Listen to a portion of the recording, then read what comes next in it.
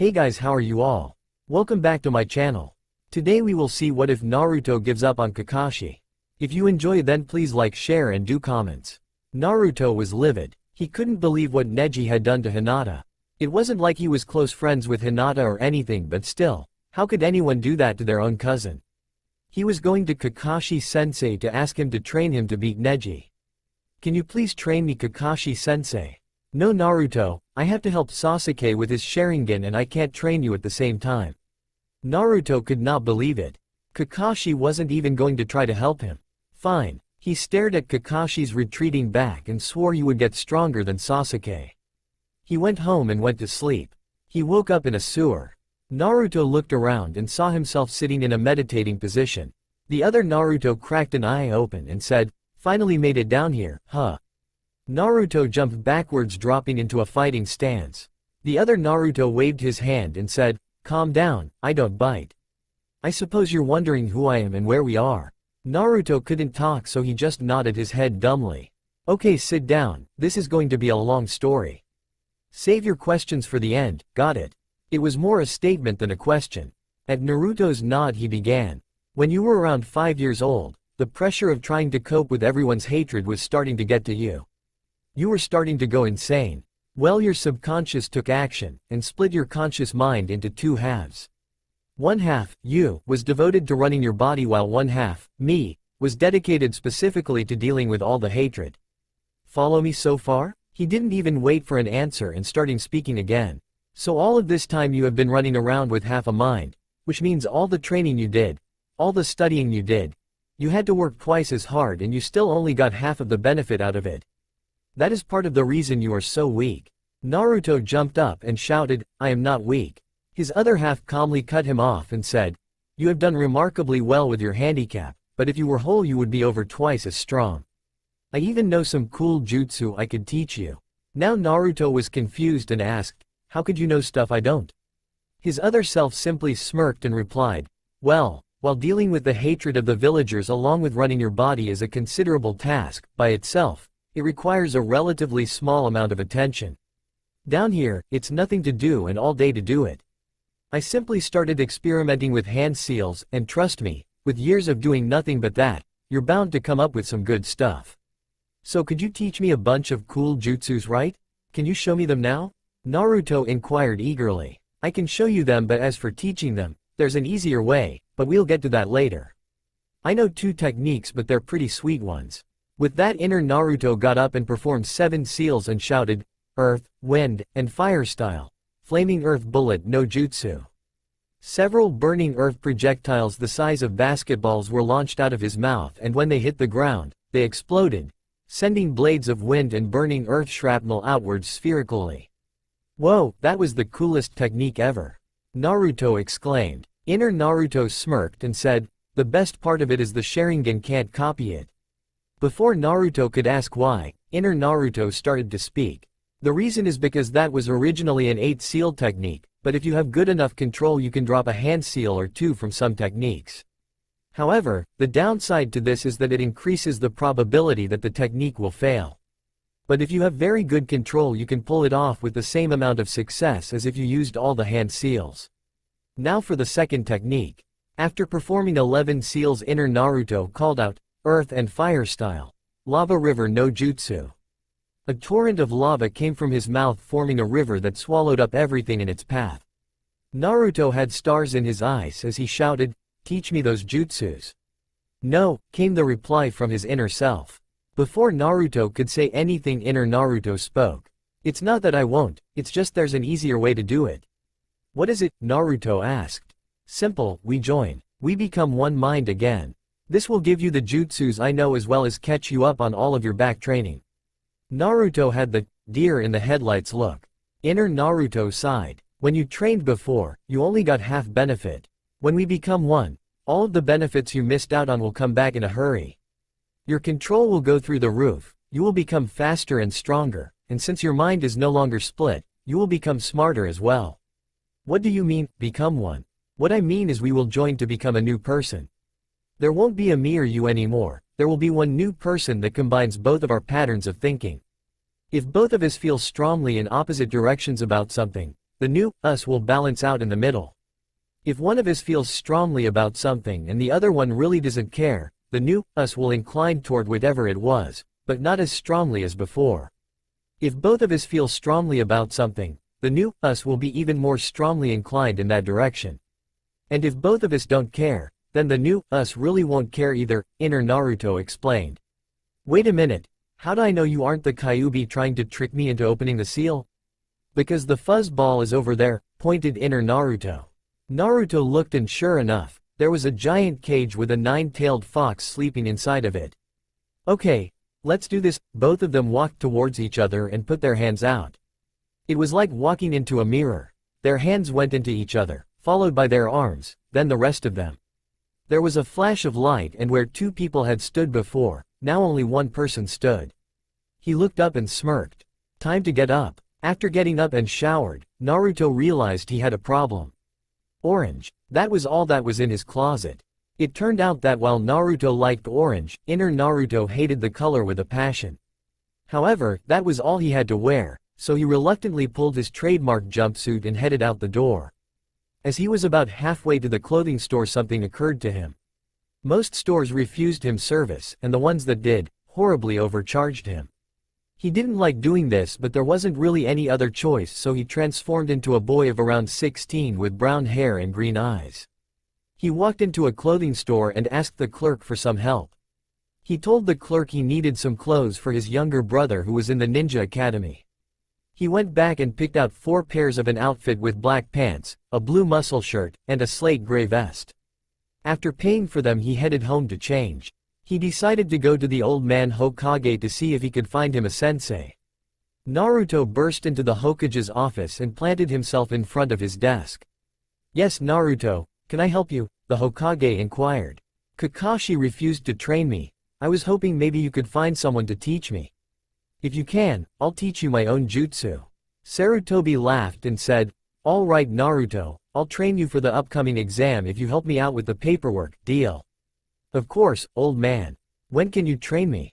We can start tomorrow, but how about teaching me your own personal jutsus? Sandaime said with a teasing smile. Alright old man, out at training field 55 in 1 hour. I'll be there. 1 hour later, Naruto was standing in the field with the Hokage and was starting his jutsu. Sarutobi was expecting something like the sexy no jutsu, but when Naruto performed the needed hand seals and call out, earth and fire style, lava river no jutsu, and a river of lava 20 feet wide and 3 feet deep flowed from Naruto's mouth, the Hokage stared at Naruto in shock. Naruto took no notice of him and immediately started performing the second set of seals. Earth, wind, and fire style, flaming earth bullet no jutsu. Sandaime's jaw was now on the ground as 12 flaming bullets came out of Naruto's mouth and destroyed a good section of the forest. Where did you learn those techniques, Naruto? Sandaime managed to sputter out. Naruto told the Hokage about everything, and at the end Sarutobi was nodding thoughtfully. Multiple personality disorder was a very common problem among ninja, but he had never seen anything like this before. Naruto showed him the seals and set the Hokage to practicing. His pride swelled as he was teaching the Hokage something. At the end of the day, Sarutobi could perform both jutsu very well, and Naruto was out of stuff to teach the Hokage. Tomorrow they would start his own training. When Naruto got there the next morning, the Hokage was already waiting for him. Sandaime held out a set of weights and a pair of black gloves with 1-inch spikes set in the knuckles. After putting on the weights, Naruto could hardly move. Sandaime ordered him to run 10 laps around Konoha. When Naruto came panting in, he was forced to do 500 sit-ups, push-ups, and pull-ups. After that they started working on his taijutsu stances, and Naruto was surprised by all of the little things he was doing wrong and how different it felt to do them this way. After 2 weeks of this, Sandaime said Naruto was ready to learn his first jutsu. The jutsu was called Shuriken Shadow Clone no Jutsu. Seeing as it was so similar to the regular shadow cloning, Naruto got it fairly quickly. The second jutsu the Hokage taught Naruto was an advanced version of the shadow clone called Exploding Shadow Clone no Jutsu. Afterwards, the Hokage asked Naruto if he knew anything about summoning. When Naruto shook his head, Sarutobi explained that summoning was a technique that, after you signed a contract in blood, enabled you to call a creature to fight for you. Naruto was very excited and asked if he could learn how to do it. Well Naruto, first you have to decide what animal you want to summon. I summon apes, but I can make a summoning contract for just about any animal. Naruto thought about it for a while and eventually decided on wolves. Sandaime made not one, but two summoning contracts. One was to summon enormous wolves, while the other one was to summon smaller wolves for the earth style Fang Pursuit no Jutsu. Naruto got the hang of that technique pretty quickly, and moved on to the larger summoning. As the Hokage stood back, Naruto poured all of the chakra he could into the technique and slammed his hand into the ground. One of the advantages to having his mind whole was that he could concentrate better and utilize his chakra more effectively than he could before. He could also draw on Kyuubi's chakra without going crazy. Out of a cloud of smoke a wolf approximately the same size as Kyuubi appeared. It was pitch black with yellow eyes and a rift of white fur down the center. He looked up at Naruto and said, "Are you the one who summoned me?" When Naruto replied yes, the wolf continued speaking, "My name is Fenrir and if you want my help in battle you need to pass my test. You must stay on me the entire night." Without even waiting for a reply Fenrir took off ordering Naruto to do some techniques if he wanted to pass. All night Fenrir pulled every trick he could think of to get Naruto to fall off but Naruto held on stubbornly and when the morning light crept over the horizon Naruto lapsed into unconsciousness. Fenrir placed him on the ground and looked at him carefully. The sun has not risen yet, so I should fail him, but I like the kid. He turned to the Hokage and said, "When he wakes up tell him he passed." Then he disappeared. Sarutobi took Naruto back to the Hokage tower and placed him on the couch. It was only 2 days until the finals so he decided to let Naruto have the next day off. The day of the finals came and Naruto was standing in the field with the other contestants. He glared over at Neji. That bastard was going down. He was gonna pay. Phantom Hokage. There will be a pairing but not yet. The young and mysterious nobody. Thank you for pointing that out to me. But I didn't let Naruto argue with Kakashi because Naruto was shocked that Kakashi was ditching him and Kakashi left before he could get his brain working again. But I will try to add more detail when describing things. And now on with the story. The first fight is Naruto Uzumaki vs Neji Hyuga. As the two took up their fighting stances, Neji had an air of superiority around him and said, "So you got some new clothes, you will always be a dead last." Surprisingly, Naruto didn't blow up at that statement. Another one of the byproducts that the joining created was Naruto was now far calmer and more difficult to rile up.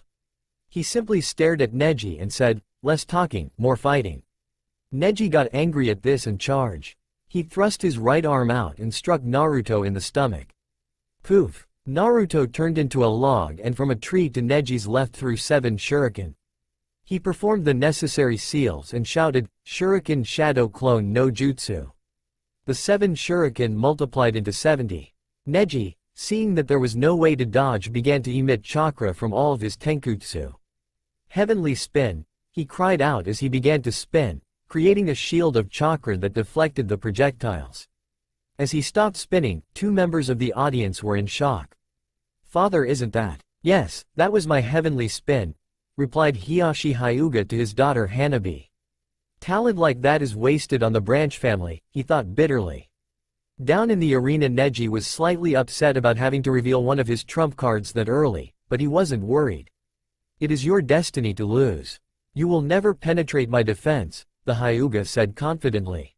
Several Narutos rushed out to attack Neji while the Hyuga simply stood there grinning. The first clone came within range and Neji struck out at it. He was caught completely off guard when the clone exploded, sending him flying through the air. The clones wasted no time, one of them going underneath to strike Neji in the chest, knocking him back and towards the ground where 3 more clones were waiting for him. All 3 struck him simultaneously, lifting him back in the air while another Naruto came streaking down from the sky to smash his foot into Neji's face and drive him into the ground. With Neji apparently down for the count, Naruto smirked triumphantly. Suddenly Neji turned into a rock and from the other side of the arena spoke up. "Did you really think it would be that easy, dead last? I am fated to win this fight, just as I am fated to be a member of the branch family." "What is fate exactly?" inquired Naruto. "Fate is a predetermined course of events we have no choice but to follow." Everything we do is already decided by fate. Naruto shook his head. Fate isn't real, it's just something people make up to blame stuff on when they can't blame anybody else. Since you are so confident, I will tell you about the Hyuga fate of Hatter. Save it, I don't need to hear the sad sob story of your life. I promised I would take you down and I will. Prepare to be beaten. With that, Naruto pulled a scroll out of his vest and unrolled it. He bit his thumb and wiped his blood on the scroll while Neji looked on, furious that the dead last had disregarded him, but also completely convinced that no matter what Naruto did he would win. After all, it was fated for him to win. Naruto performed several seals with the scroll between his fingers and then slammed the scroll on the ground, crying out, "Ninja art! Summoning! Earth style! Fang pursuit no jutsu!" Something seemed to be pouring from the ends of the scroll into the ground, but Neji couldn't make out what it was. Up in the stands, Sakura and Ino were talking. Naruto has put up a good fight, but I don't see how he hopes to win. Neji can block any attack he makes, Sakura said. Yeah, Naruto is just a dead last, there's no way he can beat a genius, Ino stated. Heh, Kiba chuckled from their right. That's what I thought about him, but underestimate him and he will make you pay. Back down on the field, the ground around Neji began to shake. A wolf head came out of the ground and almost bit his ankle clean off. Several more wolves came out of the ground, 2 grabbing onto Neji's hands, 2 more grabbing onto his shoulders, 1 biting into his side, while 2 wolves each held his legs. 1 final wolf was on his back, its jaws around his neck. Neji was in shock. He didn't understand what had just happened. He stared at Naruto's face and he saw a smug little smirk plastered on it. Try using that heavenly spin. The force of them being dislodged will tear you to shreds. Surrender or my wolf will bite your head off. Neji stood there, knowing Naruto was right, but would never admit defeat to a rabble-rouser like Naruto. After about 15 seconds, Naruto shrugged and said, "Have it your way." Just as Naruto was about to order his wolf to kill Neji, the examiner interfered, saying the fight was over. Naruto looked over at Neji, remembering what he had done to someone already clearly beaten in the preliminaries. Naruto decided on just a little more payback. One of the wolves holding Neji's right leg let go and chomped him in his family jewels. Neji screamed and the wolves disappeared. Neji fell to the ground in agony as Naruto walked off the field and went to the balcony where the other fighters were waiting for their turn to fight. The people in the audience could not believe what Naruto had done to Neji. Many of the male members were holding their own privates in sympathetic pain for Neji. Tenten felt like going over and murdering Naruto, but the thought of what he had done to Neji kept her in check. Up in the balcony, Naruto smirked and said, "Justice is served." Answers to some reviews. The Dragon Bard. While Naruto does not go completely insane until he hits the 4th tail, even in the Forest of Death, he was slashing with his claws, not bothering to do any techniques, simply attacking like a wild animal. That was what I was referring to when I said he could draw the Kyuubi's power without going crazy. I'm sorry, I should have said that Sandaime took off the 5-part seal when he was training Naruto. On with the story. Sandaime watched Naruto very carefully from the cage's booth. Naruto had never been like that before. Then it hit him. When Naruto's mind had split, several of his darker emotions had been buried.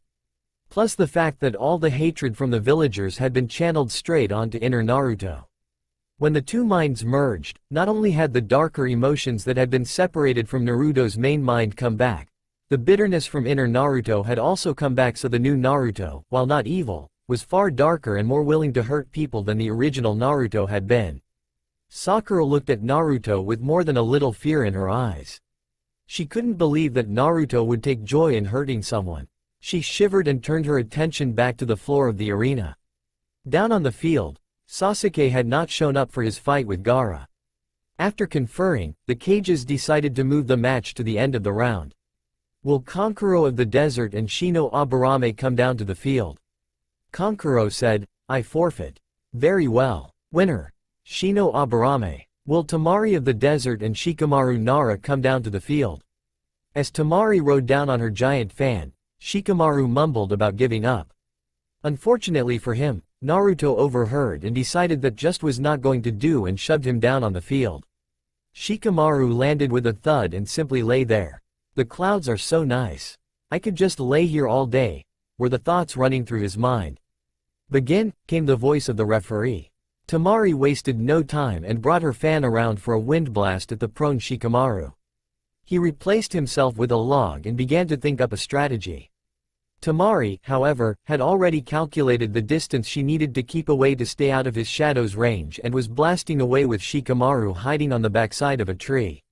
His powerful mind was analyzing scenario after scenario and could not come up with one that would allow him to win. The only thing he could do was dodge Temari's wind blasts until the shadows covered the entire field.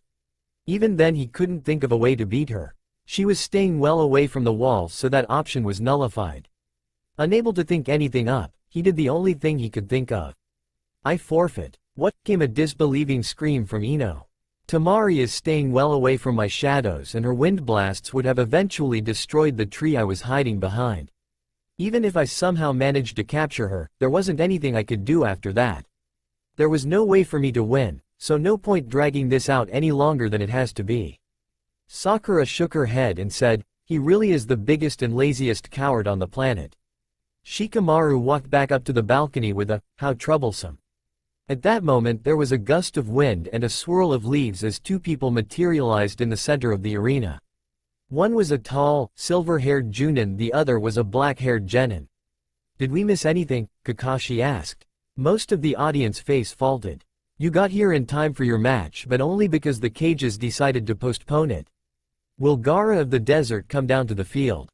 In a swirl of sand Gaara appeared. Kakashi teleported up to the stands and without any further ado, the fight was started.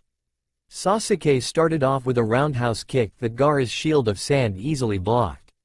As the sand started to come towards him, Sasuke quickly retreated and made several seals. Fire style. Grand Fireball no Jutsu.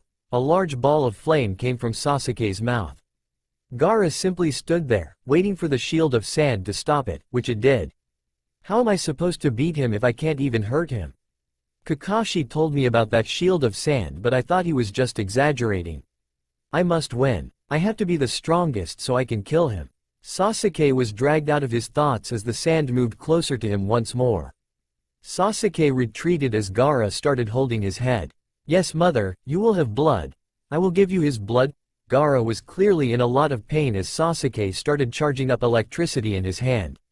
Gaara wrapped himself in a sand sphere as Sasuke rushed toward him. Dodging the spikes coming out of the sand, he slammed his hand into the shield. A howl of pain was heard from inside the sphere, confirming that Sasuke's attack connected. "Kakashi-sensei, what was that technique that Sasuke just used?" Sakura asked. "That was my only original technique, the Chidori. It allows the user to punch through almost any barrier and is classified as an assassination technique." Sakura was impressed Sasuke knew such a powerful technique, and turned her attention back to the fight. A gigantic hand of sand made its way towards Sasuke, who was forced to jump back to avoid it. Gaara's hand went to his shoulder and he cried out in a crazed voice, "Blood, my blood. You have hurt me, Sasuke Uchiha. For this you will die." At Orochimaru's signal, Kabuto cast a sleeping genjutsu on the entire arena. All of the civilians and some unwary ninja were put to sleep. Naruto felt himself becoming sleepy and realized it was a genjutsu, but also realized he didn't know any way of countering them. Then he remembered an old academy lesson about genjutsu, that in passing said if you suppressed your chakra, the genjutsu wouldn't have anything to anchor itself to and you could break it. "No time like the present," he muttered as he suppressed his chakra. The genjutsu wavered and he pushed his chakra down even farther. Success! The genjutsu broke and he was free from its effects. He heard a loud explosion coming from the other side of Konoha. The invasion had begun. Naruto rushed out of the stadium following Gaara and Sasuke, who he saw leaving as well. He joined with Shikamaru and Shino as they too followed the other genins to the battlefield. As they were going into the forest, they were intercepted by several sound ninjas. "Go on ahead, I'll hold them." Naruto summoned a 10-foot-tall wolf and ordered it to help Shikamaru as he and Shino raced ahead. Shikamaru stared down 4 sound ninja with the wolf by his side. Before they had a chance to do anything, Shikamaru threw down a smoke bomb, and while they couldn't see, he got them all in his shadow bind, and let the wolf do the rest of the work. In under 10 seconds 4 sound ninjas' throats had been torn out as Shikamaru released them a second before the wolf plowed into them. "Thank you for your help," Shikamaru said to the wolf. She nodded and disappeared in a puff of smoke. As the sound and sand forces broke through the wall on the other side of Konoha, they were shocked to find nobody there. A giant hand interrupted their musings as they saw a man that towered over the city facing them. "Ah, feels good to be part of the old team again, doesn't it, Shikato?" the large man boomed. "Short as Shuza," replied a tall, scarred man with pineapple-shaped hair as he used the shadows to form a hand and break a sound ninja's neck. "Your turn, Inochi," he called out, and a man with blonde hair and a ponytail nodded and started forming seals. Seconds later, one of the sand ninjas turned and attacked his comrade. A short distance away things were not going so well. The leaf ninja were trying everything they could think of to stop the summoned snakes and nothing was working. As a large three-headed snake continued to plow through anything in its path, a large toad dropped out of the sky, crushing it under the enormous weight. The leaf ninja looked up to see an oddly dressed man with white hair in a long, spiky ponytail doing a strange dance on top of the toad. "It is I, the legendary ladies' man Jiraiya, author of the world-famous Come Come Paradise, who has come to help you in your hour of greatest need." The assembled ninjas stared at him blankly for a moment before returning to the battle. In the forest, Sasuke was again facing Gaara, who had gone into his mini Shukaku state. He was now covered in sand, taking on a grotesque appearance. Sasuke had already tried a Chidori on him and hadn't done much. Sakura, ever the devoted fangirl, had followed Sasuke and was rewarded with Gaara slamming her into a tree with sand and slowly suffocating her. As Naruto and Shino raced through the forest, they ran into some problems. Namely Kankuro. "You go on ahead, Naruto," said Shino in his expressionless voice. "We still have to fight one another," he said to Kankuro. "I won't forfeit this time," Kankuro replied as he unwrapped his puppets. Naruto moved out as the two prepared for battle. Kankuro started things off as he disassembled his puppet and sent blades flying at Shino. They struck and Kankuro smirked before Shino exploded in a shower of bugs that climbed all over Kankuro's puppet. As they began to eat at the chakra strings he used to control his puppets, Kankuro realized he had to do something quick or he would lose his puppet. Then he realized he had bigger problems. Shino had gotten close to him and sent a swarm of chakra-eating bugs all over him. They began to suck his chakra out of him and he knew he had lost this battle. Shino left him there not unconscious but close to it, and almost completely drained of chakra. At that same time the Hokage and Orochimaru were fighting on the roof. Orochimaru's Sound 4 had formed a barrier that trapped the two of them inside and prevented anyone else from interfering in the fight. The two engaged in hand-to-hand combat until Orochimaru pulled out his sword of the grass cutter. Sandaime had to dodge Orochimaru's sword because if it hit him, the poison on it would be deadly. Sandaime ducked under a swing and with an elbow to the gut forced Orochimaru back. He wasted no time in performing the summoning jutsu and the King of Monkeys, Enma, appeared. He immediately transformed into his diamond staff form and the Hokage picked him up. The two rushed at each other again, trading blows and blocks. When the two separated, Orochimaru spoke. "Sarutobi, I have discovered the secret to immortality." With that he pulled the skin off his face, revealing a woman's face. "Do you like it, sensei? All I did was take the Yamanaka clan's most basic technique and alter it into a permanent technique. Ingenious, no?" The Hokage looked on in horror, sickened at what his student had become. Orochimaru laughed and began making seals. "Fire Dragon Blast," Orochimaru shouted as a dragon of fire came from his mouth. "Earth Style. Earth Wall no Jutsu." The Hokage countered and the dragon hit the wall and harmlessly dissipated. Orochimaru then began one of his most sickening techniques, Resurrection to Impure World. As 3 coffins rose up, each one having a number on it, the Hokage realized what Orochimaru was doing. As his mind raced through jutsus to counter it, one of the techniques Naruto had taught him came to mind. His hands swiftly moved through the seals and he shouted, "Earth, Wind, and Fire Style. Flaming Earth Projectile no Jutsu." 12 bullets came out of his mouth, 4 headed for each coffin. The bullets hit the coffins and exploded, destroying them before Orochimaru could finish the technique. Orochimaru screamed in rage and charged the Hokage, slashing downwards with his sword. The Sandaime skillfully blocked with the diamond staff and thrust the end forward. Enma's head came out of the staff and bit Orochimaru's right arm, nearly pulling it off. Orochimaru reflexively dropped the sword and the Hokage kicked it out of his reach. He quickly followed up on the advantage, making seals and calling out, "Earth style. Flowing mud river no jutsu." He didn't dare use the lava river no jutsu for fear of collapsing the roof. Orochimaru was swept away by the river and the Hokage made more seals, crying, "Earth style. Earth dragon no jutsu." A dragon made of earth rose up and it charged straight at Orochimaru. Its jaws opened and it crashed into him, tearing his left arm off and slamming him into the barrier. Orochimaru, seeing the battle quickly go in the favor of his former teacher, decided discretion was the better part of valor and ordered the Sound Four to retreat. Sakin grabbed the sword and Orochimaru and his henchmen disappeared. The Sandaime breathed heavily and made his way to the village. In the forest, Naruto came upon the scene of the battle with Gaara. Sasuke was breathing heavily and trying to charge up another Chidori. His cursed seal flared and his hand crackled with electricity. He charged Gaara but the Shukaku vessel swatted him away with almost no effort. Sasuke smashed through a tree and fell to ground conscious but racked with pain. Naruto flung 10 shuriken at Gaara, performed the necessary seals, and shouted, "Shuriken Shadow Clone no Jutsu."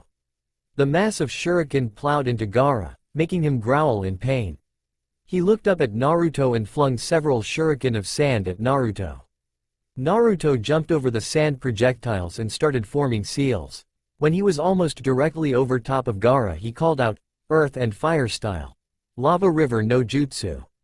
The river of lava poured directly down on top of Gaara, melting the sand and encasing him in rock. Naruto landed and watched, having a feeling this was not the end of him. He was right. Several seconds later the rock cracked and broke apart from the pressure from the inside. An enormous amount of sand was being gathered and soon it took the form of Shukaku of the sand. Naruto immediately summoned Fenrir. The wolf appeared in all of his glory, equal in size to Shukaku. Fenrir eyed Shukaku carefully, rating him as a very dangerous opponent.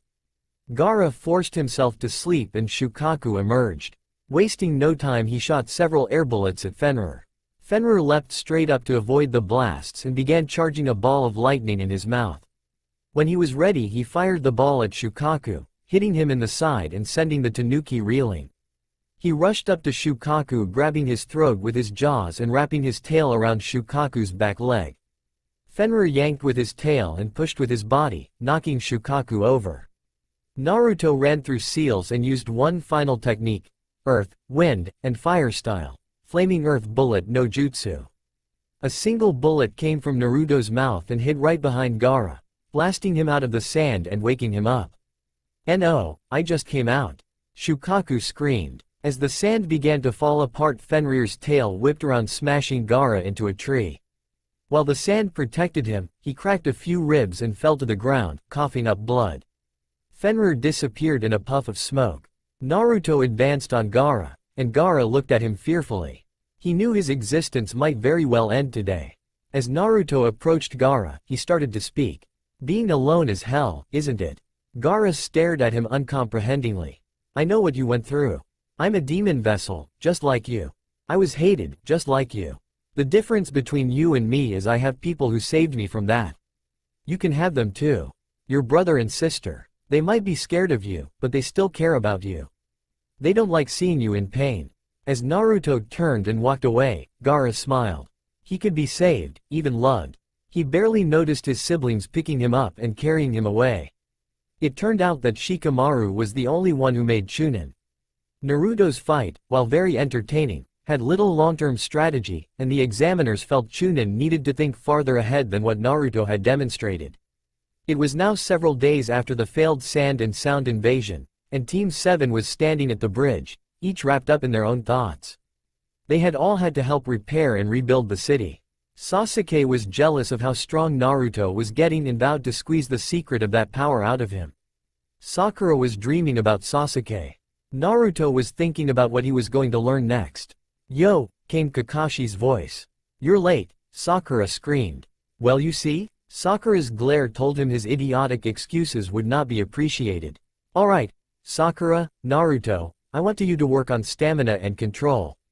Sasuke, come with me, I'm going to teach you a new technique.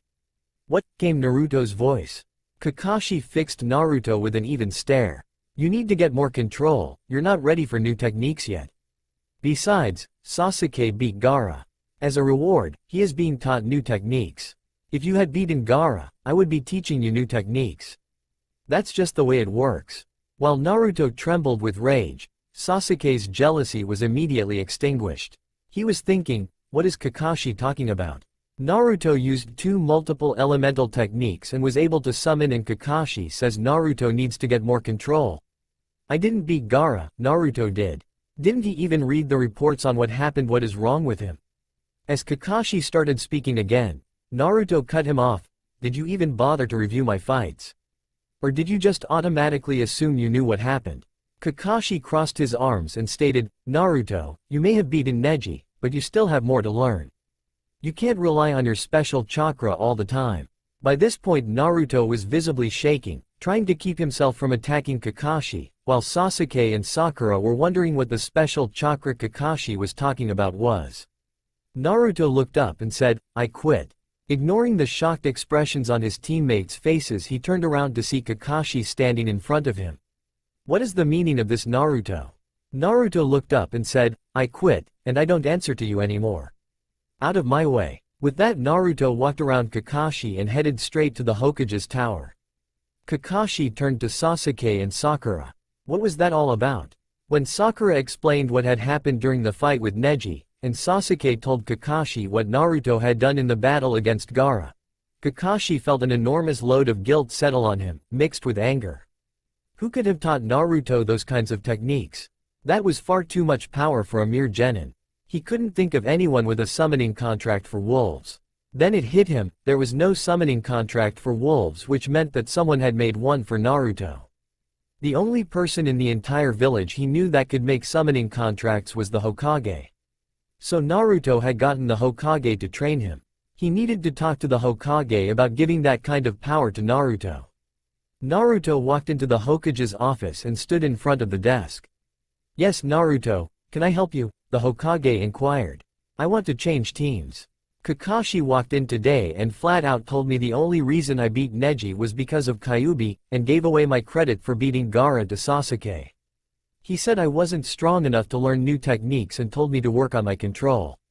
I don't want to be on that team anymore. The Hokage leaned back in his chair, several emotions running through him. Disappointment and anger at Kakashi, pride at Naruto, and confusion as to what to do next. He thought about sending Naruto with Jiraiya, but there were disturbing reports about an organization called Akatsuki. Jiraiya's spies reported that Itachi Uchiha and Kisame Hoshigaki had been assigned to capture Naruto, and those two would be almost impossible even for Jiraiya to beat. So that option was out. He thought about moving Naruto to Asuma's team, who had just lost Shikamaru, but Naruto's abilities didn't really mesh well with Ino and Choji's. He finally decided to move Naruto in with Guy, and moved Tenten to Kakashi's team. Guy's team, no matter how talented, needed a ninjutsu user, and Kakashi's team needed a strong teammate to inspire Sakura to actually be a ninja instead of a fangirl. Leaning back in his chair, the Hokage blew a puff of smoke out of his pipe. Alright Naruto, I'll let you switch teams. He then called out the door, get Kakashi and Guy in here. He turned back to Naruto and said, Naruto, I think it would be best if you were to wait somewhere for this to happen. Both Kakashi and Guy have to sign papers allowing you to switch teams. I think I will be able to talk Guy into switching, but Kakashi will be the hard one. You might not want to be here for that. Naruto nodded and left. Shortly afterwards Kakashi and Guy came into the Hokage's office. How are you today, Lord Hokage? Your battle against Orochimaru proves the flames of youth burn brightly in you. Both the Hokage and Kakashi sweat dropped. Sandaime was privately reconsidering whether or not this was a good idea. The Hokage cleared his throat and began speaking. I have called you here because I wish to switch two of your students. Both Junins were listening intently. It has come to my attention that Kakashi has been neglecting Naruto's training. I want to switch Naruto and Tenten. Before Guy could start ranting about the flames of youth, Kakashi started in. With all due respect, Lord Hokage, Naruto is my student. Sarutobi looked at Guy and asked him to leave the room. When Guy had left, the two remaining men in the room stared at each other. Finally Kakashi started to speak. Lord Hokage, were you the one who taught Naruto the techniques he used? Yes, Kakashi, I taught him how to summon, and the exploding shadow clones, but the multiple element techniques he came up with himself. Kakashi's jaw dropped to the floor. Naruto had invented 2 high-class jutsu. Before he could say anything, the Hokage continued, Naruto told me you refused to help him for the finals, so he came to me asking me if I could find a sensei for him. I decided to teach him myself and he taught me the 2 techniques he invented, one of which saved my life in the fight against Orochimaru. He beat Neji and Gaara, and you don't even bother to find out what happened, and immediately hand victory over to the Uchiha. You completely disregarded your student, so when he came to me asking to switch teams, I agreed. But Lord Hokage, Naruto shouldn't be using techniques like those, it's too much power for a boy his age. Kakashi argued. Sandame's eyes narrowed. I notice you didn't have any problems teaching Sasuke a B-ranked assassination technique. Who are you to say what is too much power? That was to prepare him for Gaara. Kakashi protested. You saw how powerful he was when he crushed Lee. That was the only technique that could break his shield of sand.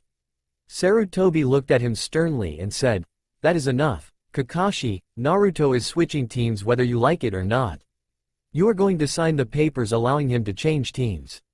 I will not permit you to be so hypocritical. You're making the same mistake I made, training the one who has the most initial talent and practically ignoring your other 2 students. Sign the papers and get out of my office. Kakashi knew any further resistance was pointless. The Hokage had made up his mind.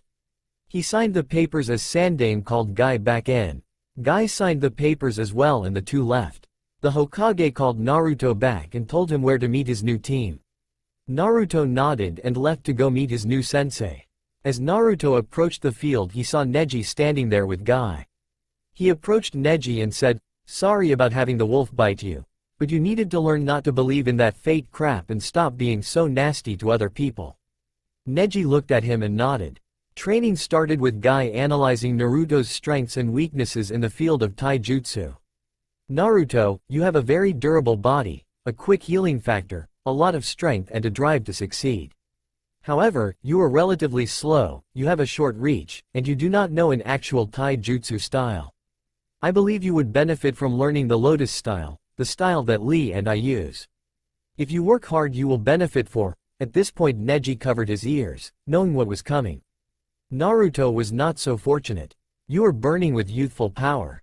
Once Naruto could actually hear again, Guy instructed him on the training exercises he was going to do. Guy doubled Naruto's weights and had him run 50 laps around Konoha. Neji smirked, knowing this was only the beginning of the insane training Guy was going to put Naruto through. When Naruto came in he was ready to collapse, but Guy set him to work punching a log 1,000 times with each arm and kicking the log 1,000 times with each leg. At the end Guy allowed Naruto to rest a little bit. While resting Naruto thought of something and voiced it to Guy. Is it possible to use the Lotus without the bandages that Lee wears? Guy nodded. It is possible, but it is harder to learn how to do it. If you can master it, it will be the same as the original Lotus style. At this point Neji left saying he had to meet his uncle for training. Afterwards Naruto spoke to Guy. Guy-sensei, about Lee. At this point Guy was all ears. How bad is it? Guy sighed. Lee's spine has been crushed. Any attempt to repair the damage and the bone fragments could sever his spinal cord. Naruto nodded thoughtfully. Then he spoke, Guy-sensei, Kyuubi's chakra has some very powerful regeneration capabilities. If I had a medic there to help me control it I might be able to keep Lee alive during the operation. Guy looked stunned for a moment before grabbing Naruto and racing off to the Hokage's tower. When Guy explained Naruto's plan to the Hokage, he conceded it might work but would be obscenely risky. He decided to leave the decision up to Lee. Guy told Lee about Naruto's burden and Naruto's plan to help him. Lee started sobbing about the flames of youth and how Naruto was overflowing with them. He enthusiastically agreed to the operation. It took almost an entire week to get everything set up. The Hokage and 2 medics would be helping control the flow of the Kyuubi's chakra. They drew an advanced seal on Lee's chest to allow his body to accept the chakra without destroying itself.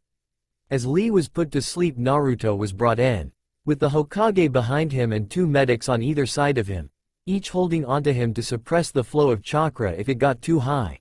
Naruto placed his hands on the seal, and began flowing the Kyuubi's chakra into Lee's body. Tsunade will be making an appearance, but she's not going to have the same relationship with Naruto she had in the manga. Lee will not have the Kyuubi's chakra, it's just a healing thing.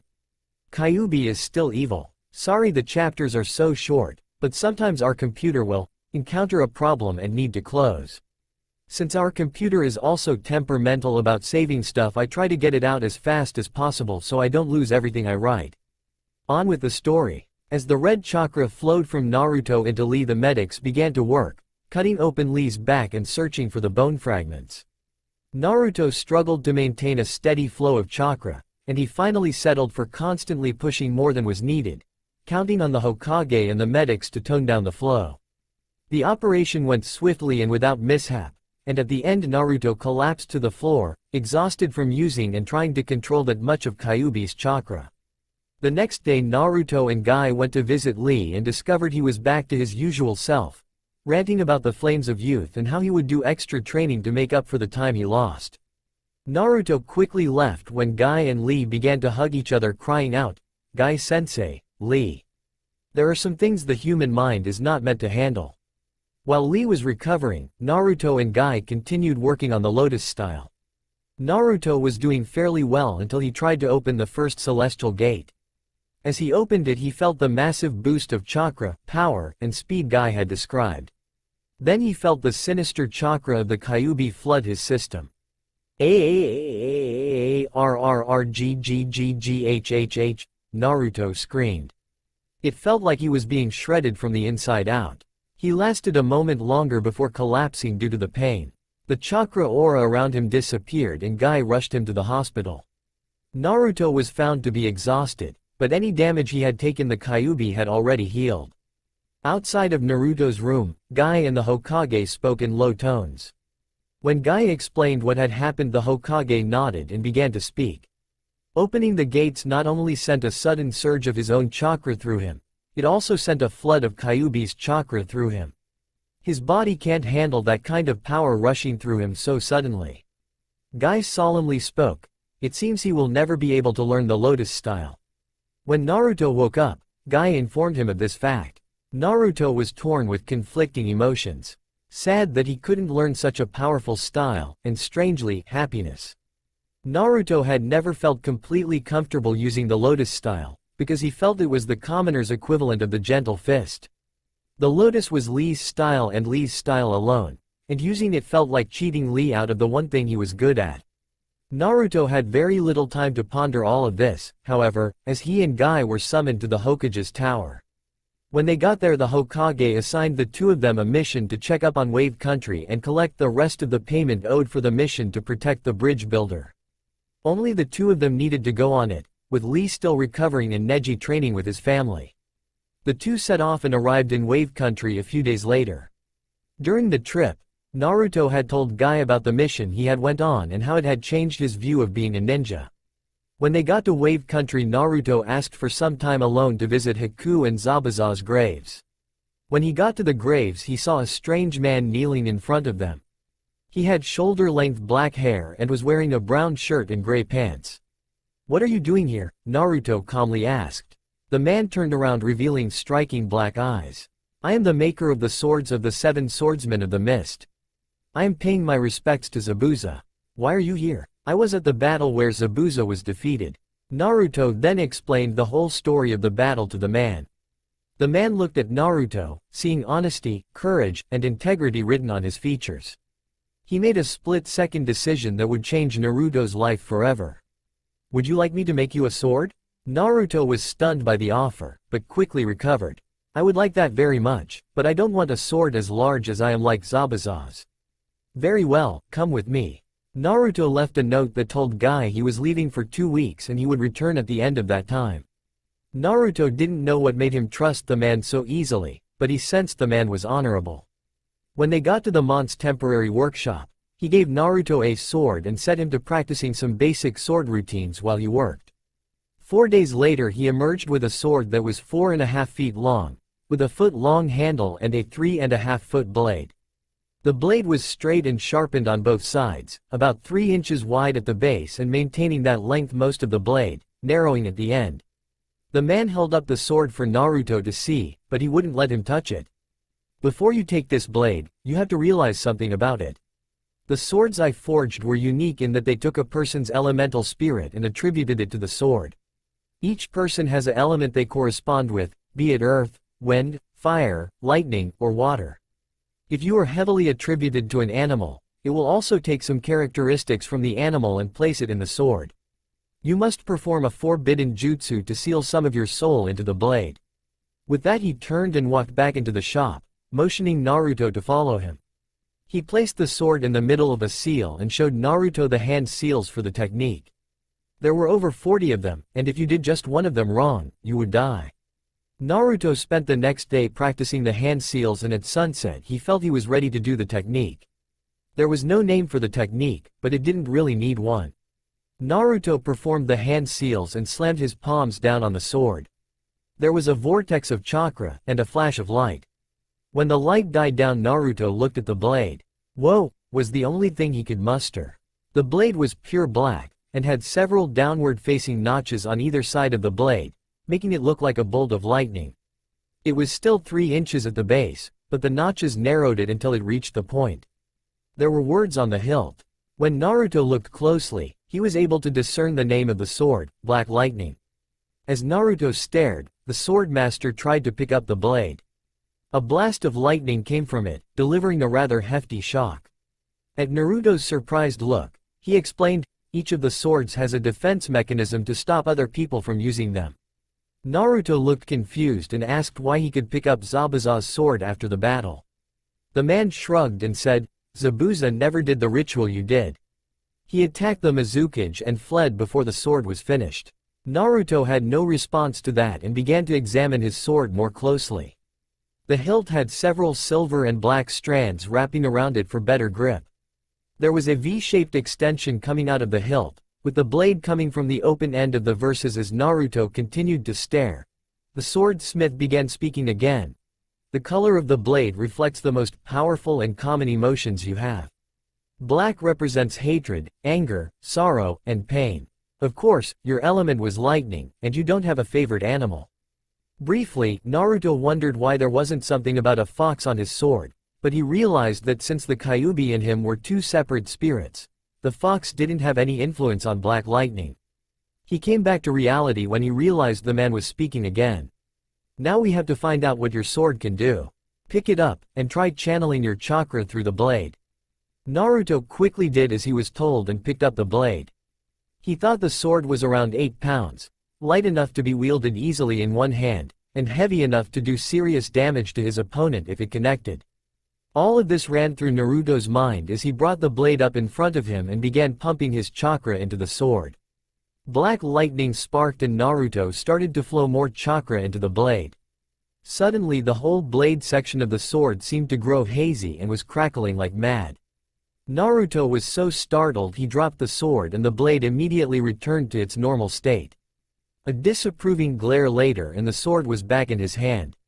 He started flowing chakra through the blade again, this time steeling himself not to drop the sword. As the sword again started to crackle, Naruto put more chakra into the blade, bringing it back to the state it was before he dropped it. As he held the sword at arm's length he noticed the blade had gotten lighter, but he didn't really acknowledge that since he was completely shocked by what he saw. The entire blade was now a bolt of black lightning. Crackling with electricity, Naruto thought the blade could cut through anything.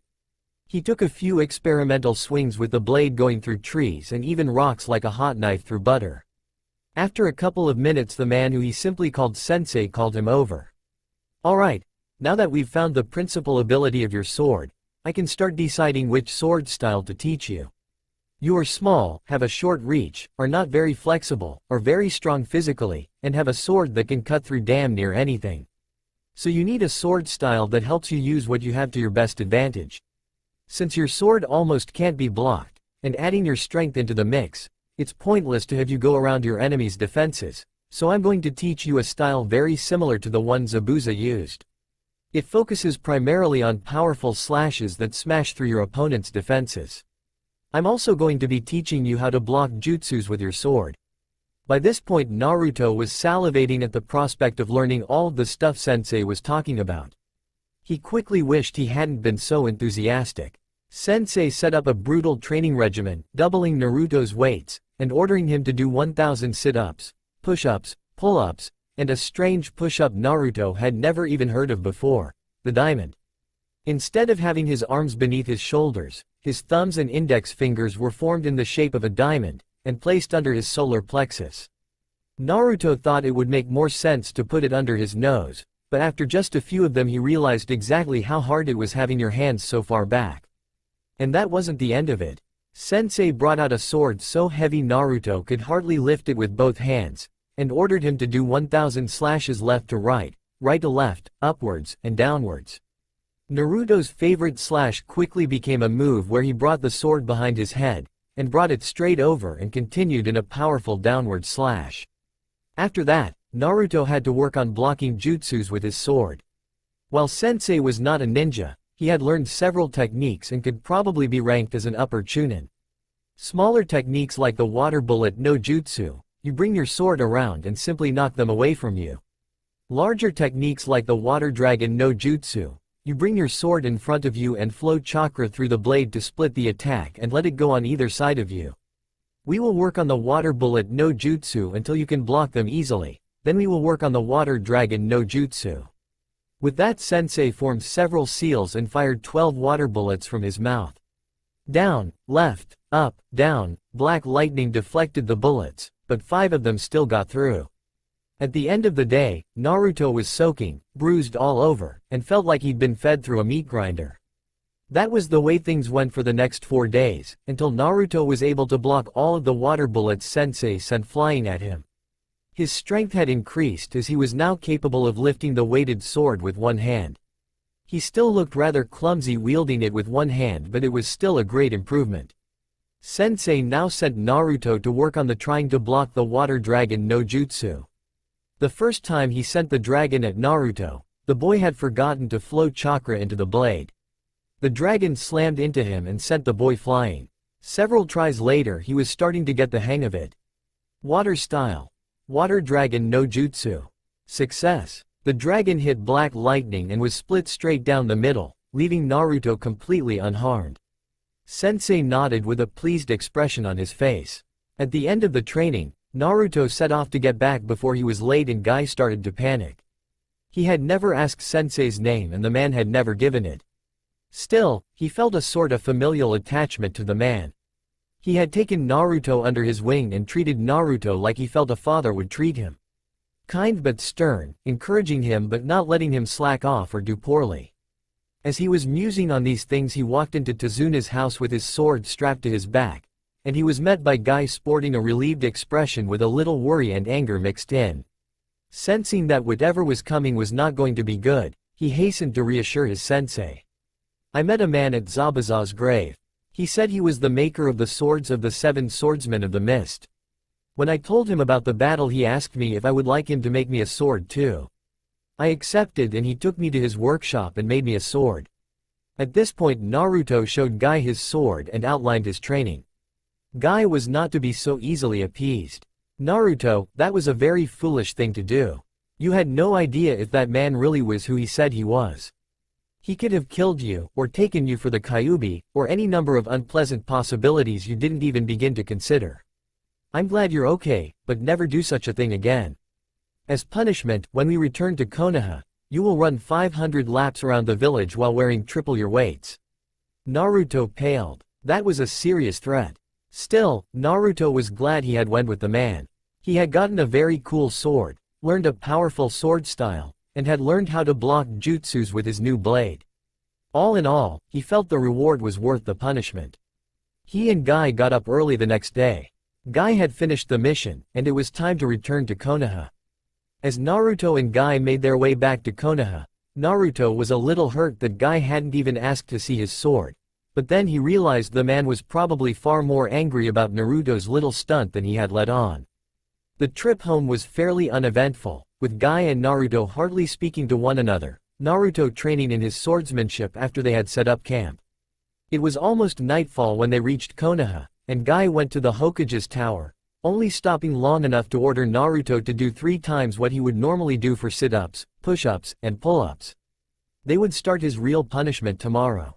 When he entered the office, he saw the Hokage speaking to a oddly dressed man with long white hair and a spiky ponytail.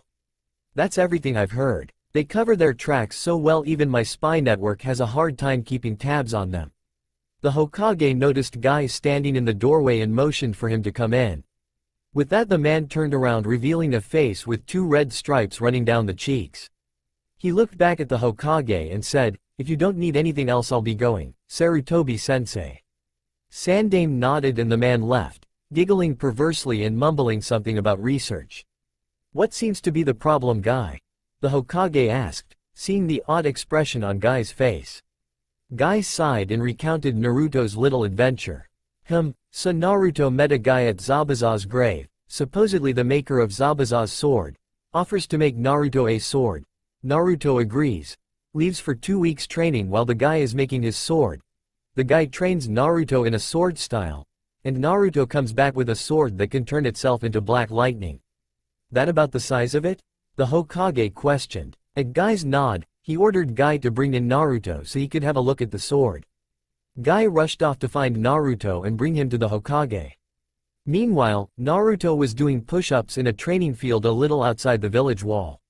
He heard a sound and looked over to see 2 men in black cloaks with red clouds on them. The first one had an uncanny resemblance to a shark. He was quite tall, had blue-gray skin and gills, and carried a large sword covered in bandages on his back. His companion was shorter, had black hair and red eyes with 3 comma dots in the iris. The Sharingan. Naruto's breath hitched in his throat. The same feeling he had trusted when he went with the swordsmith was talking to him again, and it was saying these 2 were very bad news. "Naruto, our organization, Akatsuki, wishes to meet you. Will you please come with us?" The shorter man worded it as a question, but said it as a demand. Naruto immediately had a kunai in his hand and slashed his weights off. He put the kunai away and pulled black lightning off his back. The shark man grinned and said to his companion, "Looks like this one don't want to come.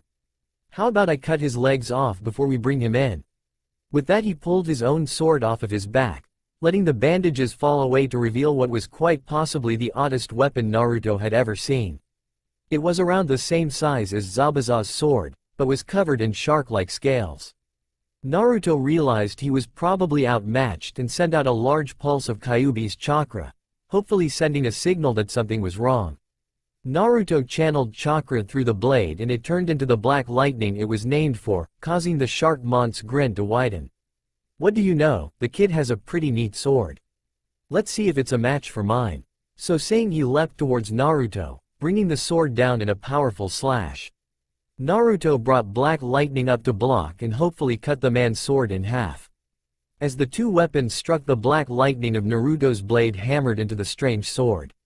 However, Naruto noticed something odd. Even as it was sinking into the other blade, the lightning was beginning to dissipate. Naruto's blade was now halfway into the other man's sword, and was in its normal state. Shark Face looked shocked that anything had managed to damage his blade. Naruto wrenched his sword out of the other blade and dropped back into a fighting stance. The 2 swordsmen began to circle each other, neither one willing to give an inch. The shark man began to speak even while watching for an opening. "I suppose you are wondering what happened to your sword back there, huh?" Without even waiting for a reply, he continued. "My sword is called Samahata. It has the ability to eat chakra. So when our swords collided, your sword cut into mine while mine ate the chakra in yours." Now Naruto was getting worried. It didn't take much chakra to maintain the lightning, but activating it required a fair amount. With the guy's partner standing on the other side of the field, he couldn't afford to activate the lightning over and over again. He decided to leave the sword in its normal state and try to stall for time until some help arrived. Just as Naruto decided on his course of action, Sharkface attacked, bringing his sword from left to right at Naruto's waist level. Naruto shifted his sword downward to block, But the man was so much bigger and stronger than him he found himself pushed back by the force of the blow. The man slashed at his chest, and again Naruto blocked. However, the power behind the swing knocked him off his feet and sent him backwards. Naruto rolled backwards and came up in a ready stance. Naruto knew he couldn't afford to put his sword away to use any jutsu, because as soon as he didn't have his sword to protect himself from the man's strikes, he was finished. Sharkface was grinning confidently, and Naruto couldn't blame him. The strange man had years more experience in sword fighting than Naruto did, was bigger, stronger, and faster, and he knew it. As he parried another blow, Naruto knew if help didn't arrive soon, he was going to lose. As Naruto was knocked off his feet again, 4 figures dropped to the ground in between him and the other 2. As he struggled to his feet, he recognized the Hokage, Guy, and Kakashi, but he couldn't recognize the other one. All he could see was his back, and he had a long, spiky ponytail. As the 4 Konoha ninja dropped into battle positions, the man with the Sharingan spoke up. "Kisame, we must retreat. We can't take on all 4 of them at once." As the shark man went back to his partner, the man's Sharingan eyes closed. When he opened them, there was a 3-pointed shuriken in his eyes. Before anyone could say or do anything, he locked eyes with Naruto. Instantly the world around Naruto turned black and red. He was surrounded by multiple copies of the man and was tied to a post. Before he could come to grips with what was happening, he heard a voice. "In here, I control everything," came from one of the clones.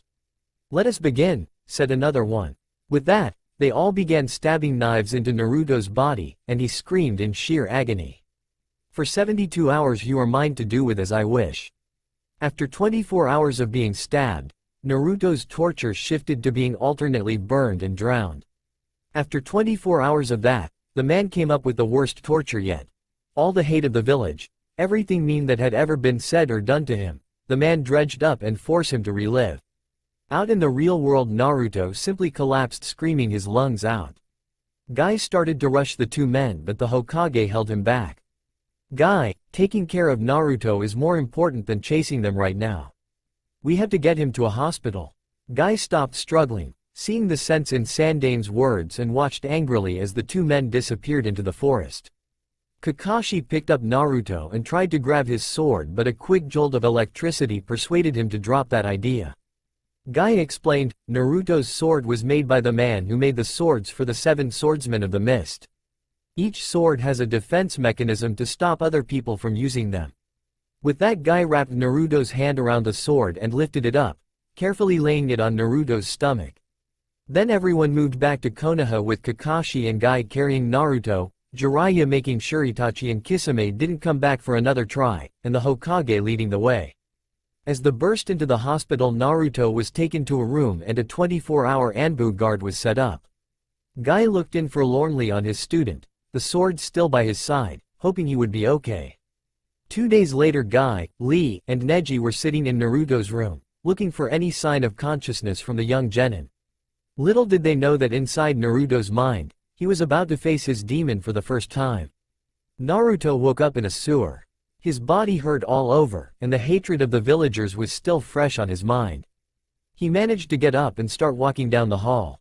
He noticed several doors along the walls and, curious as to what they were, walked over to one and opened it. "Stay away, demon." Instantly Naruto slammed the door shut. So, these were his memories. Not the most pleasant things in the world, to be sure.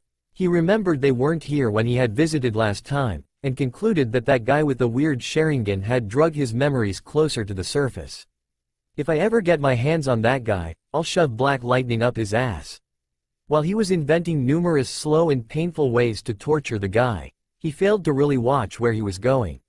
He was dragged out of his thoughts when he realized he had walked up to a large cage.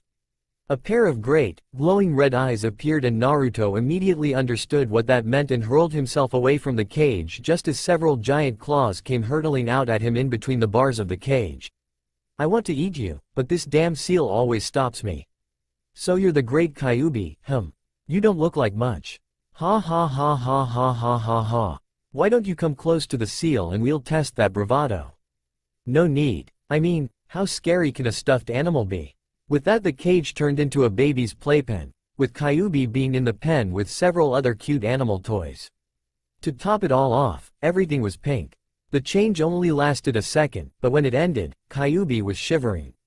Naruto smirked at Kyuubi's obvious terror, and as the great demon began to regain composure it spoke in a voice that could freeze hell over. Don't ever do that again.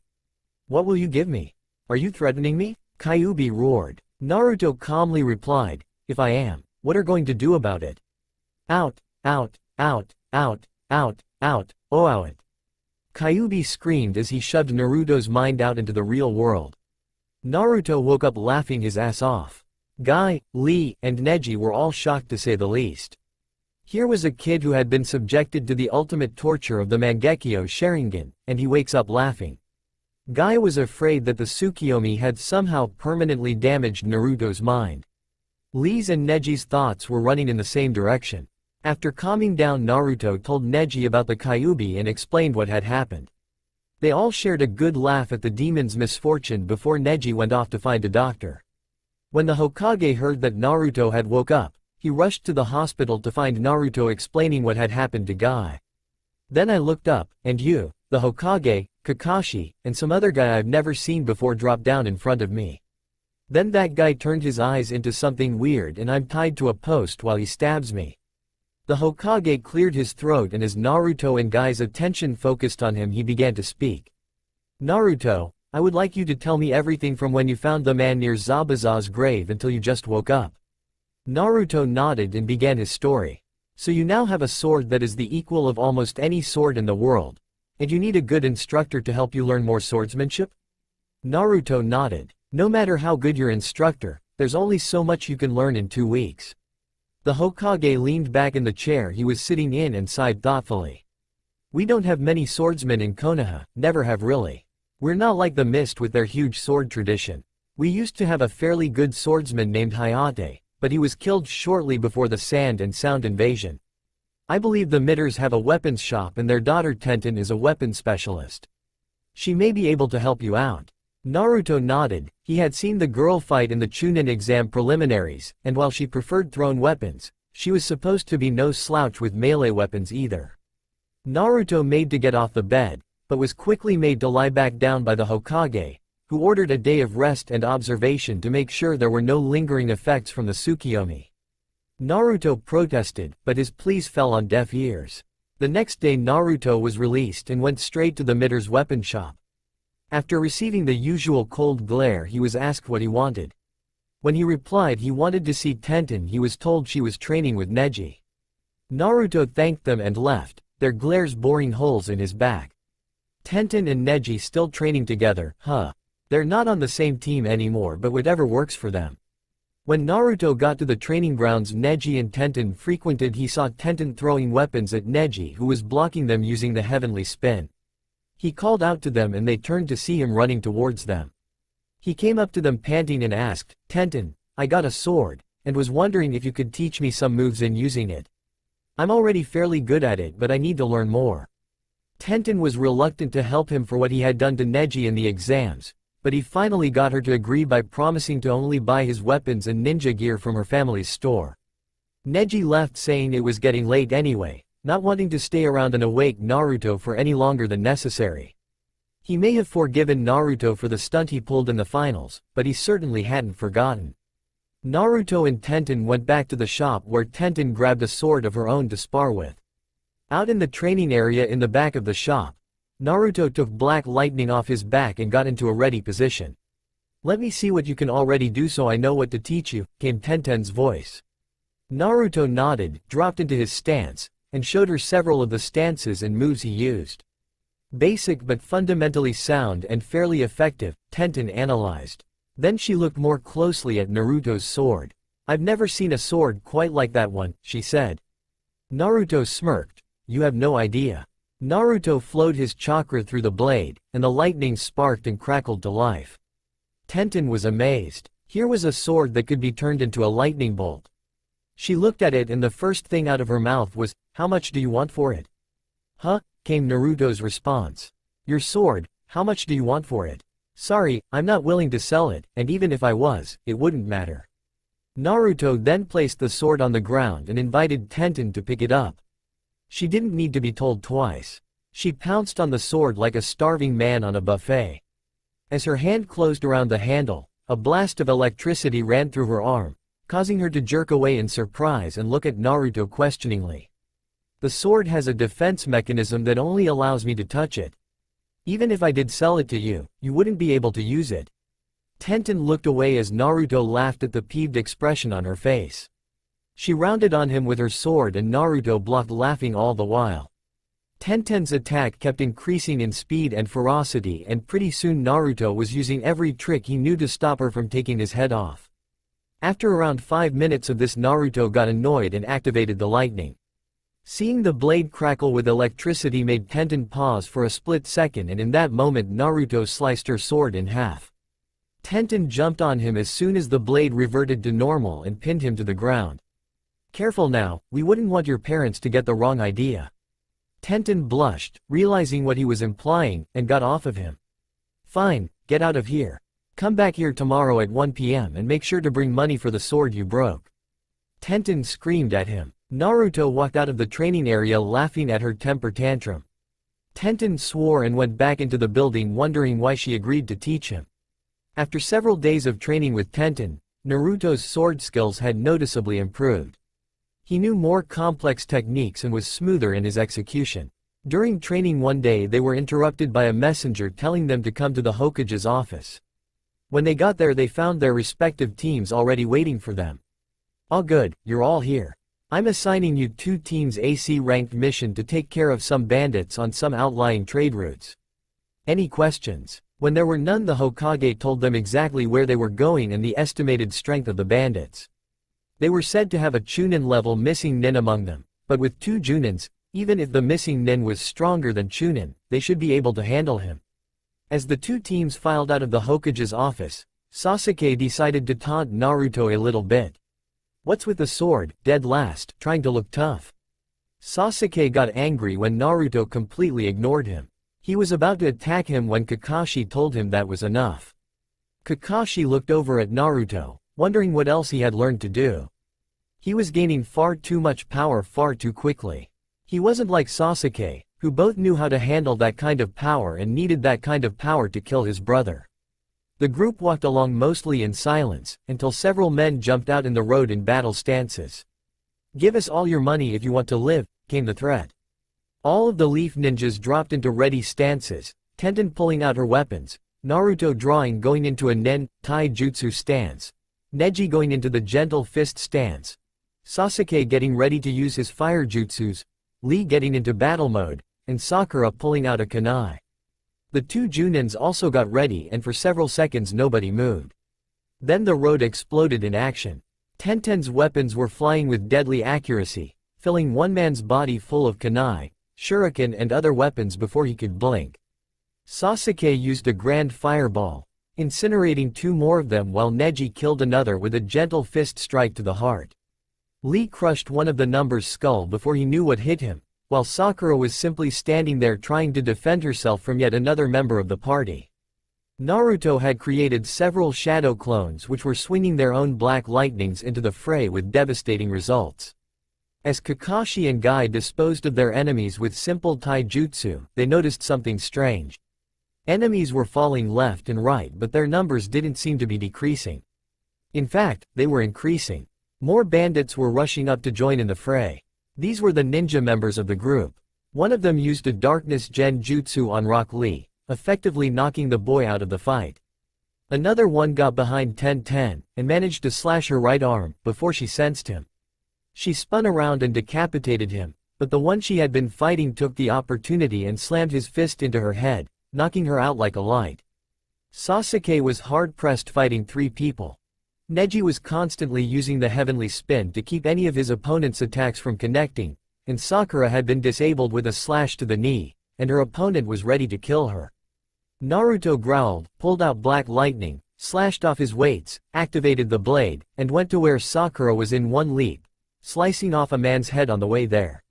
He pulled the sword into an upward cut, splitting the man open from waist to head. He saw Kakashi with his Sharingan open fighting off 4 attackers and Guy surrounded by 6 men. Naruto had had enough. He spotted another group of bandits coming in from the left, and started running through seals. Earth and Fire Style. Lava River no Jutsu. As the river of lava poured out of Naruto's mouth to consume them, Naruto was already moving towards Guy and Kakashi. With the Junins free, the battle would quickly turn in their favor. He again pulled out Black Lightning and the blade crackled to life. Two of Kakashi's enemies fell before they knew what hit them, and the other two instinctively turned to face the new threat. That was all Kakashi needed to ram a kunai through each of their throats. As Kakashi went to help Sasuke, Naruto was moving towards Guy. These guys, however, had already seen him coming, and two broke off to fight Naruto while the rest continued concentrating on Guy. Naruto ducked to avoid a swing from one of them and brought his sword across the man's front. Blood sprayed out as the man fell in two pieces. Naruto didn't even give him a second glance and turned his attention toward the other one. The man charged Naruto but was taken down with a simple decapitating strike. Guy had disposed of one of his enemies by now and Naruto cut one in half from behind. Guy swiftly killed the other two and went to help his genins. Naruto summoned a wolf to help in their battle and as it took off towards two more bandits, Naruto looked around. Lee had been freed from his gen jutsu and was taking care of another one of the bandits. There were only 3 of them left by now.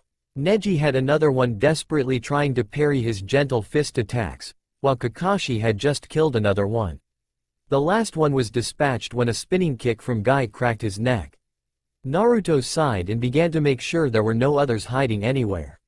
When he concluded there weren't, he looked back to see Sakura and Tenten being carried on Kakashi's and Guy's backs, while the rest of the two teams were simply exhausted. They cleaned up the road and cut off the ninja members' heads to take back to Konoha with them. As they began to trek back home, Naruto was ready for a warm shower and a nice relaxing sleep. He hoped next time they would get better intelligence on their mission. It was sheer luck everyone had survived and Naruto was more than a little upset. However, he decided there was nothing he could do about it, and concentrated on getting home. As the group trudged back to Konoha, Sasuke and Kakashi were staring rather suspiciously at Naruto.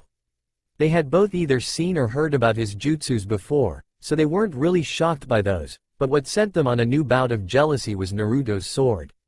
Kakashi felt strangely cheated. Why hadn't Naruto told him about his sword? Sasuke just wanted to know where Naruto had gotten a weapon like that. Power like that Naruto clearly didn't deserve. Such power should be reserved for those who could use that power. He was the last of the Uchiha. He deserved that kind of power. Naruto lost in thought, trying to think up ways to complement his fighting style. He didn't like the fact he had to put away his sword to do jutsus. He was also thinking about his elemental spirit. He was a lightning spirit, which meant he should probably try to find more lightning jutsu. The problem was that while Konoha had a large amount of fire, earth, and water techniques and even a fair amount of wind, lightning jutsus were almost non-existent. If he wanted to learn lightning jutsu, he was probably going to have to go to Kakashi. His Sharingan had copied over 1,000 jutsu and he was pretty sure at least some of them were lightning. The main problem he was having was he didn't want to go to Kakashi. He resolved to see if he could find a good lightning jutsu user, or at least a couple of good scrolls on them. When they entered Konoha and reported the mission to the Hokage, he bore a grim face. What he hadn't told the teams before they left was that this mission had been requested by the council, and originally they had only requested one genin team. Since Kakashi's team was supposed to have been out on a C-ranked border patrol mission at the time, which had been delayed because they couldn't find Tenten, the only team that was available was Guy's, and by proxy, Naruto's team. It had been a spur-of-the-moment decision to ignore the border patrol and send 2 genin teams on this mission, but it seemed to have been well worth it. Sandaime bumped the mission rank up and gave them credit and pay for a B-ranked mission. Afterwards the genins and their instructors left his office to do their own things, with Kakashi and Sasuke following Naruto to his training grounds. Sandaime strode to the council, determined to end this once and for all. As he walked into the room, he noticed the council members all had smug little grins on their faces. "Lord Hokage, why have you called an emergency meeting of the council?" came Hiyashi Hyuga's voice. The Hokage gave him a cold glare and replied in an even voice, "It's about the mission you requested. It seems the bandits were much more powerful than you led me to believe. There were several missing nins among them, not the one you said. Hiyashi shrugged. So our intelligence was faulty, you can't expect everything to be perfect. Did the team make it back all right? Although it was phrased as an innocent question, several of the other council members leaned forward eagerly to hear the news. Sarutobi frowned. It seemed the hatred of Kyuubi was leading to some drastic measures. As a matter of fact, they did come back. The Hokage didn't miss the disappointed sighs from almost all the council. Because I sent another team with them. If you think you can try to kill loyal members of Konoha's ninja force without repercussions, you are sadly mistaken. I will. Shibi Aburame cut the Hokage with his calm, even voice. You must understand, Lord Hokage, the boy is a danger. He has been growing exponentially more powerful in a short period of time. The only way this could happen is if the fox has had something to do with it. He must be killed before the fox takes over and he destroys us all. Several of the other council members nodded at his statement. Hiyashi Hyuga spoke up. You cannot deny us, Lord Hokage. You must do what is best for the village, and the Kyuubi brat is a danger that must be eliminated. Sarutobi looked over the council, seeing the smug expressions on their faces. So they thought they wielded more power than he did, Well, he was going to nip this little revolt right in the bud. In case you have forgotten, I am the Hokage. One more word about this and I will have you all executed. If you think you have more power than I do, you are in for a nasty surprise. I will know if you try something like this again, and if you do, you will be begging to be given to Orochimaru by the time I'm through with you. As the council members paled, the Hokage exited the room, trying not to kill them immediately. The utter nerve of those simpering old fools, threatening him. He normally didn't act like that, but for them to try to bully him into executing a ninja who had saved them during the sand and sound invasion made him angry like almost nothing else could. Especially when that ninja happened to be like a grandson to him.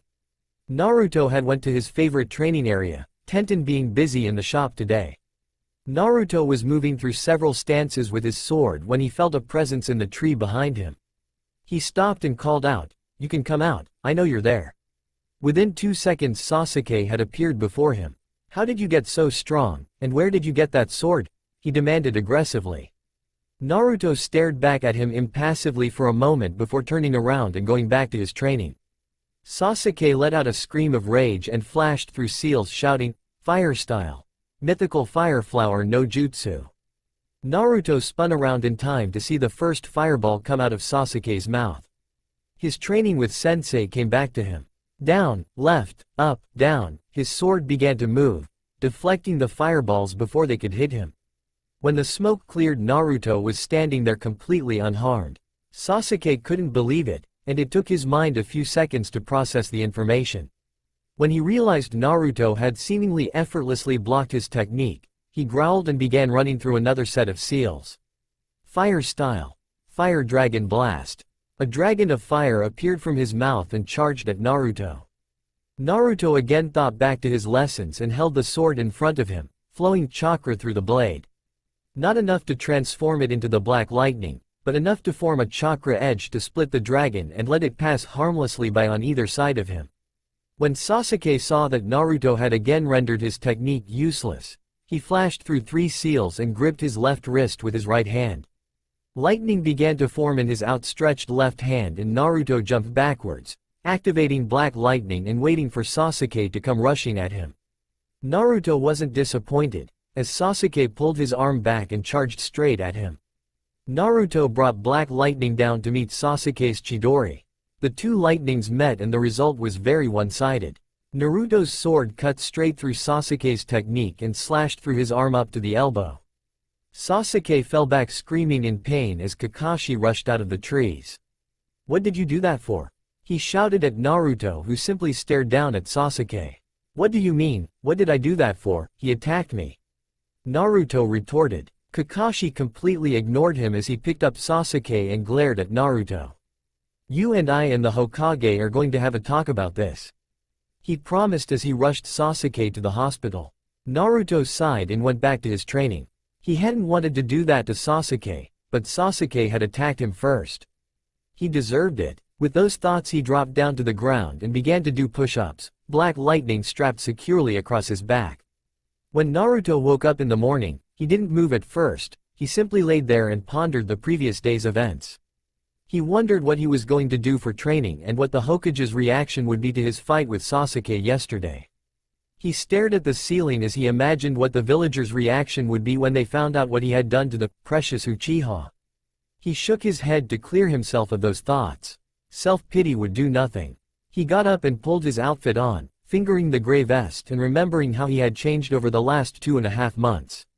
He walked over to the table and began to work out the things he needed to improve the most. Physical strength was a definite must. He had been knocked around like a rag doll in the fight with that Kisame guy. Speed was another thing. Lee could still run in circles around him. As he was thinking about what else to improve, he looked over at his sword and something hit him. What he really needed was to break down his fighting style and pick things that would complement it the most. Black lightning was a reflection of his fighting style. He was a short-range fighter, always had been. He preferred to attack head-on, overpower his opponent, and deal as much damage as he possibly could with each strike. It wasn't that he wasn't proud of the techniques he had invented, or that he wasn't grateful that the Hokage had taught him for the Chunin exams, but nothing of what he had learned really worked with his style of fighting.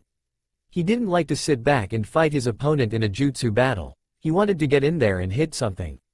As he started to rearrange his training, there was a knock at the door. When he opened it, he saw a bear-masked Anbu standing there. "Naruto Uzumaki, the Hokage requests your presence."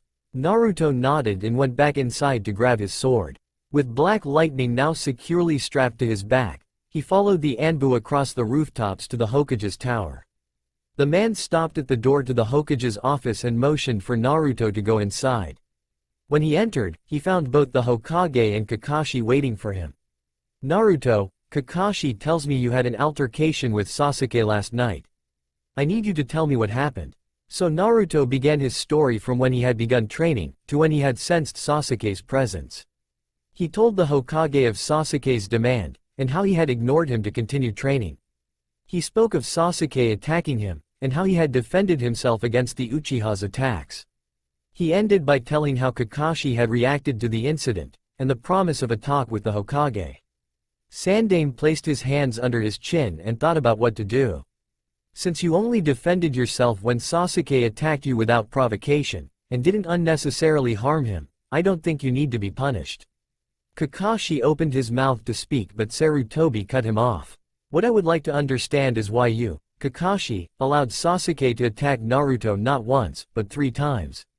You do realize that attacking a loyal Konoha ninja is equivalent to treason." "Lord Hokage, I felt that Sasuke needed to be handled gently. With the cursed seal, what happened to his family, and Naruto growing stronger than him so rapidly, Sasuke needed to be handled with caution to prevent his giving in to the cursed seal and running to Orochimaru for power. I feel that Naruto should teach Sasuke everything he knows, and either give Sasuke his sword, or make him one the equal of it. Sasuke needs to kill his brother as quickly as possible for him to get on with his life. If Naruto was in any real danger, I would have stepped in. Believe me when I say Naruto was in no danger." Both Naruto and the Hokage were shocked by what Kakashi was saying. Sandaime went to speak, but Naruto beat him to it. "So you don't consider 2 fire jutsu and an assassination technique to be any real danger? Sasuke could have killed me, and you get mad at me for blocking his jutsu. What about all that? Those who break the rules are trash, but those who don't take care of their comrades are worse than trash. Crap you spout off. Or is that nothing but empty air? And for your information, my sword only lets me touch it, so I can't give it to Sasuke and wouldn't even if I could. As for making one, while Sensei did give me permission to teach the technique for making swords like that to others, there is no way I would even consider giving that arrogant, spoiled, bloodline brat a sword that could even hold a candle to Black Lightning." Kakashi stared hard at Naruto. "I'm sure you could disable that defense on the sword if you wanted to. Giving up a few techniques and a sword is not going to kill you." By this point both Naruto and the Hokage were shaking in rage, but Kakashi continued on, oblivious. "If you had simply given Sasuke what he wanted, none of this would have happened. Lord Hokage, I recommend that Naruto be punished for hurting a loyal Konoha ninja, and be forced to give Sasuke his techniques and sword, and then have Naruto's memory of those techniques erased. He has too much power for a boy his age and it's obviously going to his head." Sandaime forced himself to calm down and said, Kakashi, you have proven yourself to be incapable of unbiased judgment. You are relieved of your ninja duties until such time as you can be trusted to be fair and impartial. You are dismissed. As Kakashi gaped, two Anbu appeared and dragged the stunned Kakashi out of the room. Sure, he was a little forgiving, but who wouldn't be? Sasuke was dealing with the cursed seal, his brother, and Naruto all at the same time. Sasuke deserved to be excused for his actions. As Kakashi's thoughts continued along their path of making up excuses for Sasuke and blaming everything on Naruto, the said blonde was staring at the Hokage. Thank you for defending me, Lord Hokage. Sandaime's eyebrows raised. Lord Hokage? Since when did you become formal, Naruto? I felt it appropriate considering the fact you just basically saved my ninja career. Sarutobi laughed and sent Naruto out of his office. Naruto went out to his training area and began to do push-ups on the lake. It was a great way to build strength and control at the same time. When he was about halfway through, he noticed a flurry of pink hair coming towards him. Naruto, get over here right now. Sakura screeched at him. Wincing from both the decibel and the pitch, he made his way over to the bank. How dare you hurt Sasuke, now he's in the hospital and it's all your fault. With that she raised her fist, preparing to give him the worst beating of his life. Naruto, however, had come a long way. His crush on Sakura was ancient history, and he wasn't too keen on letting her take her frustrations out on him anymore. He grabbed her arm as it was coming down, spun around, and hurled Sakura over his shoulder into the lake. As she surfaced, her face was a mask of rage. Naruto, I'm going to kill you, she screamed. Naruto calmly took out black lightning and flowed his chakra through it, turning the blade into the lightning it was named for. He held the sword a few inches above the water, and spoke in an icy voice, take one step towards me Haruno, and I'll fry you. Go out the other side of the lake, and get out of my sight. Sakura took one look at his face and knew he wasn't bluffing. Her entire being chilled as she realized the same person she had once hit and hated now hated her with an equal passion, and would kill her if she crossed him the wrong way. She bowed her head and started to cry while rushing out of the lake, heading straight home to her parents. Naruto put his sword away. He knew he was going to get in trouble for that later, but that bitch had it coming. He decided to put his physical training on hold and go to the library to look for some lightning jutsus, never noticing the concerned pair of eyes watching him from the shadows. Naruto sighed as he looked at the small scroll in front of him. 3 Genin level and 1 Chunin level technique, the grand total of all of Konoha's written information on lightning jutsu. The Genin level techniques weren't much, but the Chunin level technique was very intriguing. It used no seals, simply charged up an electrical shock in your hand, which when you touched someone, froze their muscles for a few seconds, giving you an opportunity to strike. Naruto was just beginning to get up to go try it when Shikamaru walked in. Naruto looked curiously at him, since this was the last place he expected to see Shikamaru. Sasuke Uchiha has left the village. All of the higher-ranked ninja are out on missions, so you and I are going to find as many excellent genin as we can to go after him. Meet me at the north gate in half an hour. Shikamaru turned around and left as Naruto gaped. Sasuke left the village, he repeated in wonder. He shook his head and ran off to find more genins. Half an hour later, he had managed to get approximately 0 people to come on the mission. Neji and Lee were on a mission, as was Shino. He couldn't find Tenten and Sakura was useless, so he didn't even bother going there. He got to the meeting place and found Kiba, Shikamaru, and Choji waiting for him. Alright, now that everyone's here we can start. Sasuke was seen leaving the village with 4 sound ninjas. He is apparently heading to the hidden village of sound. We need to intercept him before he gets there, and we're to bring him back alive if at all possible. Naruto, Kiba, and Choji all nodded. Now this is the formation I've picked out. Kiba, you're the scouter in front, and then I'm right behind you. Naruto is third, with Choji bringing up the rear. At this point Sakura showed up. I heard you're going after Sasuke, and I wanted to come with you. Shikamaru looked at her and shook his head. You have nothing of value to offer on this mission. You have no skills we need to complete it. You'd just be in the way. He didn't have time to break it to her gently. She looked stricken as she looked at Shikamaru. Her face turned into hate as she looked at Naruto. This is all your fault, Naruto. You had better get Sasuke back or… Enough. Shikamaru, let's go, we're wasting time. The more time we spend arguing with this bitch, the farther away Sasuke gets. We need to get a move on. Shikamaru nodded at Naruto's words and the 4 genins went out the gate and disappeared without a second glance. 2 hours later they were jumping through trees in their assigned formation when Shikamaru called out for a stop. Down below them in the clearing were 4 sound ninjas and an odd barrel. One of the ninja had 6 arms, while another one had 2 heads. They were certainly strange looking, Kiba thought. Shikamaru looked at Naruto, pointing towards each of the sound ninjas, then pointing at the barrel and shaking his head. As Kiba and Choji looked on confused, Naruto understood exactly what Shikamaru wanted. He wanted Naruto to hit each of the sound ninja, but to leave the barrel alone. Naruto began flashing through seals. Earth, wind, and fire style. Flaming earth bullet no jutsu. 4 flaming bullets came from Naruto's mouth, slamming into where the 4 sound ninja had been sitting. However, these guys weren't the personal bodyguards of Orochimaru for nothing. As soon as they heard the name of the jutsu being called out they were moving. Naruto's bullets hit the ground and exploded harmlessly. The 6-armed one didn't even wait for them to show themselves, simply grabbed the barrel and ran. Now 4 leaf ninjas faced 3 sound ninjas. Kiba, you and Akamaru take on 2 heads. Choji, you take on the fat guy, I'll take on the girl, and Naruto, you go after the 6-armed freak. Naruto nodded and took off into the underbrush, the same way the 6-armed guy had gone moments before. After running for several minutes, Naruto caught sight of a barrel on someone's back, moving ahead of him. He frowned and created 2 shadow clones, both of them using chakra to lengthen their strides to get ahead of the strange ninja. When both of them appeared in front of him, the ninja came to a halt, allowing Naruto to catch up to him from behind. Naruto took a swing at him with his sword, but the guy ducked under it, allowing the blade to pass harmlessly overhead. Naruto spun around to face him, black lightning flaring to life. The ninja in front of him suddenly grinned and Naruto dropped down just in time to avoid a bone spear. He took a careful look at a man with white hair and 2 dots above his eyes. Naruto had a problem and he knew it. The white-haired guy was a member of the Kagaya clan. He knew they could use their bones as weapons.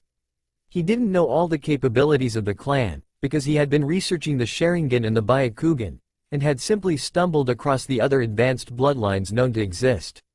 He now wished he had done more than simply skim over what each clan was capable of. He also had 6 arms to consider. He didn't know what he was able to do, but he could almost guarantee it wouldn't be good. Fortunately, as he was considering the best way to go around fighting them, the Kagaya was grabbing the barrel and leaving, which meant he only had to deal with one of them. Naruto was guessing that Sasuke was in the barrel, which meant he couldn't afford to waste too much time on 6 arms. Naruto turned back to his opponent only to find the guy was retreating up into the trees. Naruto couldn't see him anymore, but he knew he was there. This guy seems pretty strong. I'd better not waste any time and take it straight up to level 2. So thinking, the curse seal spread over his body, and a 3rd eye appeared on his forehead.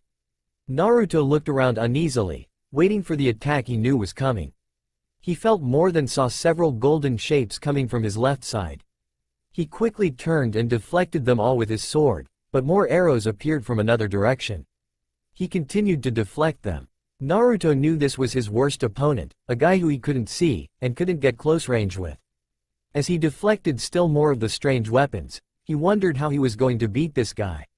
Shikamaru was sweating. Choji had taken down the fat one at the cost of the 3 Akamichi pills. His own opponent was fighting with strange demons she controlled with her flute. He looked over and saw Kiba and Akamaru were on the ground, breathing heavily after the 2-headed wolf had failed to break through the gate the twins had summoned to defend themselves. As the twins advanced on the boy and his dog, Shikamaru had a flash of inspiration. Completely ignoring his own opponent, he grabbed the 2 sound ninja and held them fast. Kiba, attack them now, Shikamaru shouted, praying Kiba had enough left in him to launch one more attack. For one long second Kiba just lay there. Then he came off the ground already spinning, heading straight for the one called Saken. Saken's face contorted in terror as he saw his death approaching in a whirlwind. Right as Kiba struck him, Shikamaru released the shadow bind, but it was already far too late. Saken screamed in rage and fear as Kiba tore into him like a hurricane, ripping him apart as blood was sprayed everywhere. Yukon looked stricken. He knew he couldn't live long without his brother. He was already feeling the life leaving him. As Shikamaru released the shadow bind, Yukon collapsed, too weak to do anything. Naruto was having problems. As he spun around to deflect more of the strange weapons, Sasuke was getting farther away. He knew he couldn't afford to waste much more time with this guy. "You're pretty good. I don't think I've ever met anyone who can deflect my weapons before," came the voice from the trees. "You're not bad yourself. I've never seen these kinds of techniques before," Naruto replied as he blocked yet another volley of arrows. "You wouldn't, they're secret techniques only my clan can use. The name's Kidomaru, by the way, just so you know who's going to be killing you." Naruto could feel the guy practically oozing smugness. Naruto was starting to develop a plan. After he deflected yet another barrage, he put his sword away. He knew he had to act quickly to avoid getting impaled. Naruto's hands flashed through seals, having pinpointed the guy's location from his voice. Earth and fire style. Lava river no jutsu. The lava poured out of Naruto's mouth, and formed a river destroying anything in its path. Naruto didn't have any real hope of hitting the guy. He simply wanted to flush him out and get him into close-range combat. He saw a flash of movement to the left. There, Naruto threw 10 shuriken and performed the appropriate hand seals. "Shuriken Shadow Clone no Jutsu," came the cry. Kidomaru ducked under the shuriken and saw 3 shadow clones surrounding him. He pulled and made several swords with the spider thread and sliced through the ones in front of him before they could even mount a defense. He spun around towards the last one and cut straight through it. Boom! The clone exploded, sending Kidomaru flying straight towards Naruto. Naruto was waiting for him, his sword ready to split Kidomaru open. He looked around for something, anything to stop his flight towards the death that awaited him. He began to make the spider thread, but it was already too late. Naruto's sword cut him clean in half, from his head to waist. Naruto was covered with blood, but he didn't care. He didn't even look at the corpse, already heading the same way as the Kagaya, trying to find Sasuke. Kiba looked at the guy he had killed. It was his first kill. He heard a scream and saw Shikamaru shaking his head as if to clear himself from a genjutsu. Kiba knew he couldn't dwell on this any longer. He started to reach into his pocket, and froze.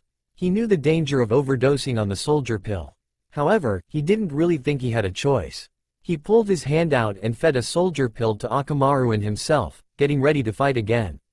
Naruto caught up to the Kagaya in a clearing. As if sensing his presence, the Kagaya set the barrel down and turned to face Naruto. As the two stared at each other, violet chakra began to leak out of the barrel. Naruto stared in shock as the top of the barrel burst open and a figure with dark skin and hand-like wings took off in the direction of the sound. The wings began retreating into the person's back, and Naruto called out to him, guessing it was Sasuke. Whether it was or not would have to wait as he didn't answer, and Naruto had to dodge several finger bullets from the Kagaya. Naruto pulled black lightning off his back as he began to circle the Kagaya. 2 bones grew out of the other mont's hands and Naruto came forward, raising his sword over his head with both hands and bringing it down, trying to end this quickly. However, the man was nothing if not skilled. He didn't even bother to try to block the sword, instead stabbing at Naruto's wrist. Naruto fell back with a cry of pain, already feeling the chakra of the Kyuubi beginning to heal the wound. Naruto looked back at his opponent more warily. He knew he was in for a tough fight. The guy was good, had a strong bloodline limit, and had a level 2 cursed seal. Naruto dropped into a stance and waited for the guy to come at him. Kiba and Akamaru had again successfully turned into the 2-headed wolf, and were tearing through the forest at an insane rate trying to find that flute-playing bitch. As he crashed through another tree he saw something out of the corner of his eye. He turned toward it, recognizing the girl in spite of the protrusions coming from her body.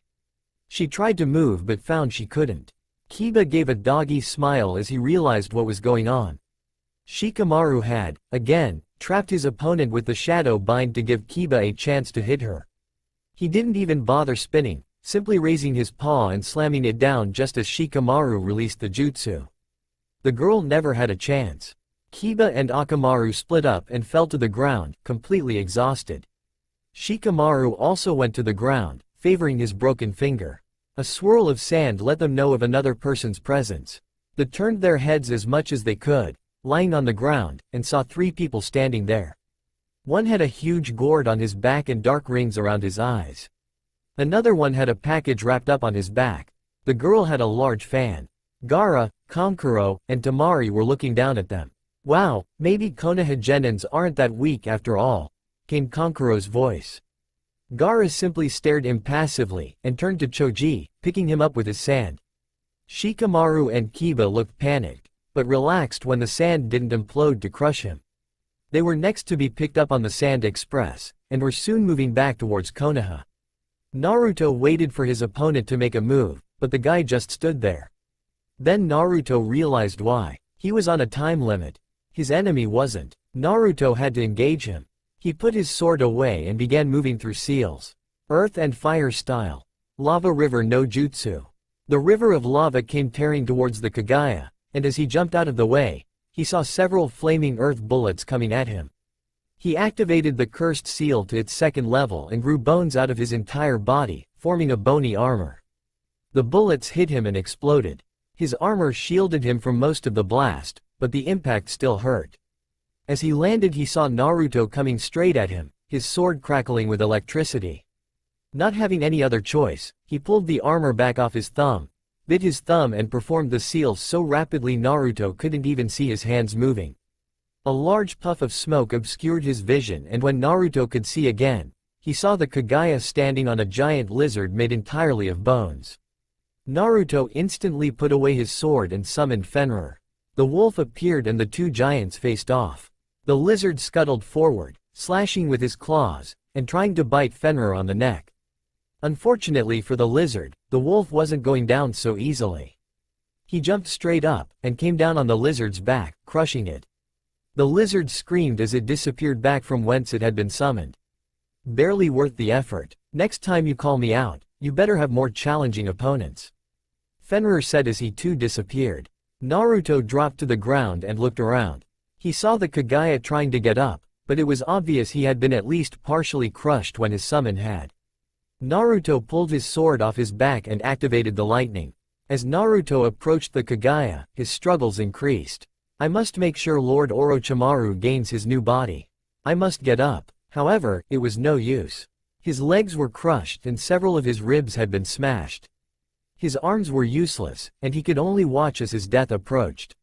Naruto brought his sword up, and in one swift stroke, brought it down, severing the Kaguya's head. He sighed and turned to go after Sasuke.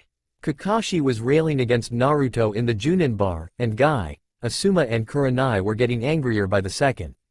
When Kakashi praised Sasuke, even though he had left the village, the 3 of them had had it. Guy slammed his fist into Kakashi's face, sending him into the wall. Before Kakashi could get his bearings, Asuma and Guy were holding him down while Kurenai was doing seals for a genjutsu. Kakashi saw Naruto. He saw how Naruto had been brushed off and hated, but still care for other people. He saw Naruto trying to help Lee. He saw himself favoring Sasuke and refusing to help Naruto. He saw Naruto working hard to learn techniques, while Sasuke just copied everything with his Sharingan. He watched the 2 side by side, and saw how Sasuke had never done anything of value for the village, while Naruto had fought to protect them from Gaara. When the genjutsu was released, Kakashi felt an overwhelming sense of guilt. He looked up through pain-filled eyes, and watched as the 3 other Junins walked away from him in disgust. He lay on the floor for several minutes before getting up and walking to the memorial. He touched Obito's name. "I'm sorry," was all he got out before he collapsed to the ground, crying his eyes out. After about 30 minutes he shakily got up, and headed towards the gate. "I will not abandon a comrade again. I will make you proud, Obito," were his only thoughts as he took off after Naruto and Sasuke. Naruto had closed on Sasuke in a river valley. "Sasuke!" he shouted. Sasuke stopped and turned around. "Come to get killed, dead last," he said. "No, I've come to bring you back. You can try." With that, Sasuke activated his cursed seal and charged. Naruto jumped backwards and formed some seals calling out, "Earth and fire style. Lava river no jutsu." As the lava poured out of Naruto's mouth, Sasuke backed off, running to the river, using the river to stop the lava flow. Sasuke looked around and activated his Sharingan. Everything began to slow down. Naruto knew he was dangerously low on chakra. Doing all those jutsu and summoning a boss was no easy feat by any means. He noticed Sasuke had activated his Sharingan. Naruto knew he couldn't afford to use many jutsu unless he wanted Sasuke to copy them. The only ones that were immune to copying were the summoning and flaming earth bullets. He didn't really want to use summoning, so he was really only left with one option. Earth, wind, and fire style. Flaming earth bullet no jutsu. As 6 bullets went flying towards Sasuke, he began making seals of his own. Fire style. Mythical fire flower no jutsu. 6 fireballs came out of Sasuke's mouth and collided with the earth bullets. The earth bullets exploded harmlessly. Naruto swore in his mind. The main weakness of the jutsu was since the bullets were designed to explode on contact, even if you just threw a kunai at them, you could make them explode before they got to the target. Naruto pulled out black lightning and held it in front of him, watching Sasuke very carefully. He instinctively knew that Sasuke wouldn't come back to the leaf. Sasuke charged and Naruto swung his sword across his body. Sasuke ducked under it and came back with an uppercut. Naruto leaned back and brought his foot up, trying to hit Sasuke in the stomach. Sasuke went to the right, and threw a punch at Naruto's head. Naruto didn't even try to block it, instead bringing his blade down on Sasuke's arm. Sasuke saw it coming, and pulled back.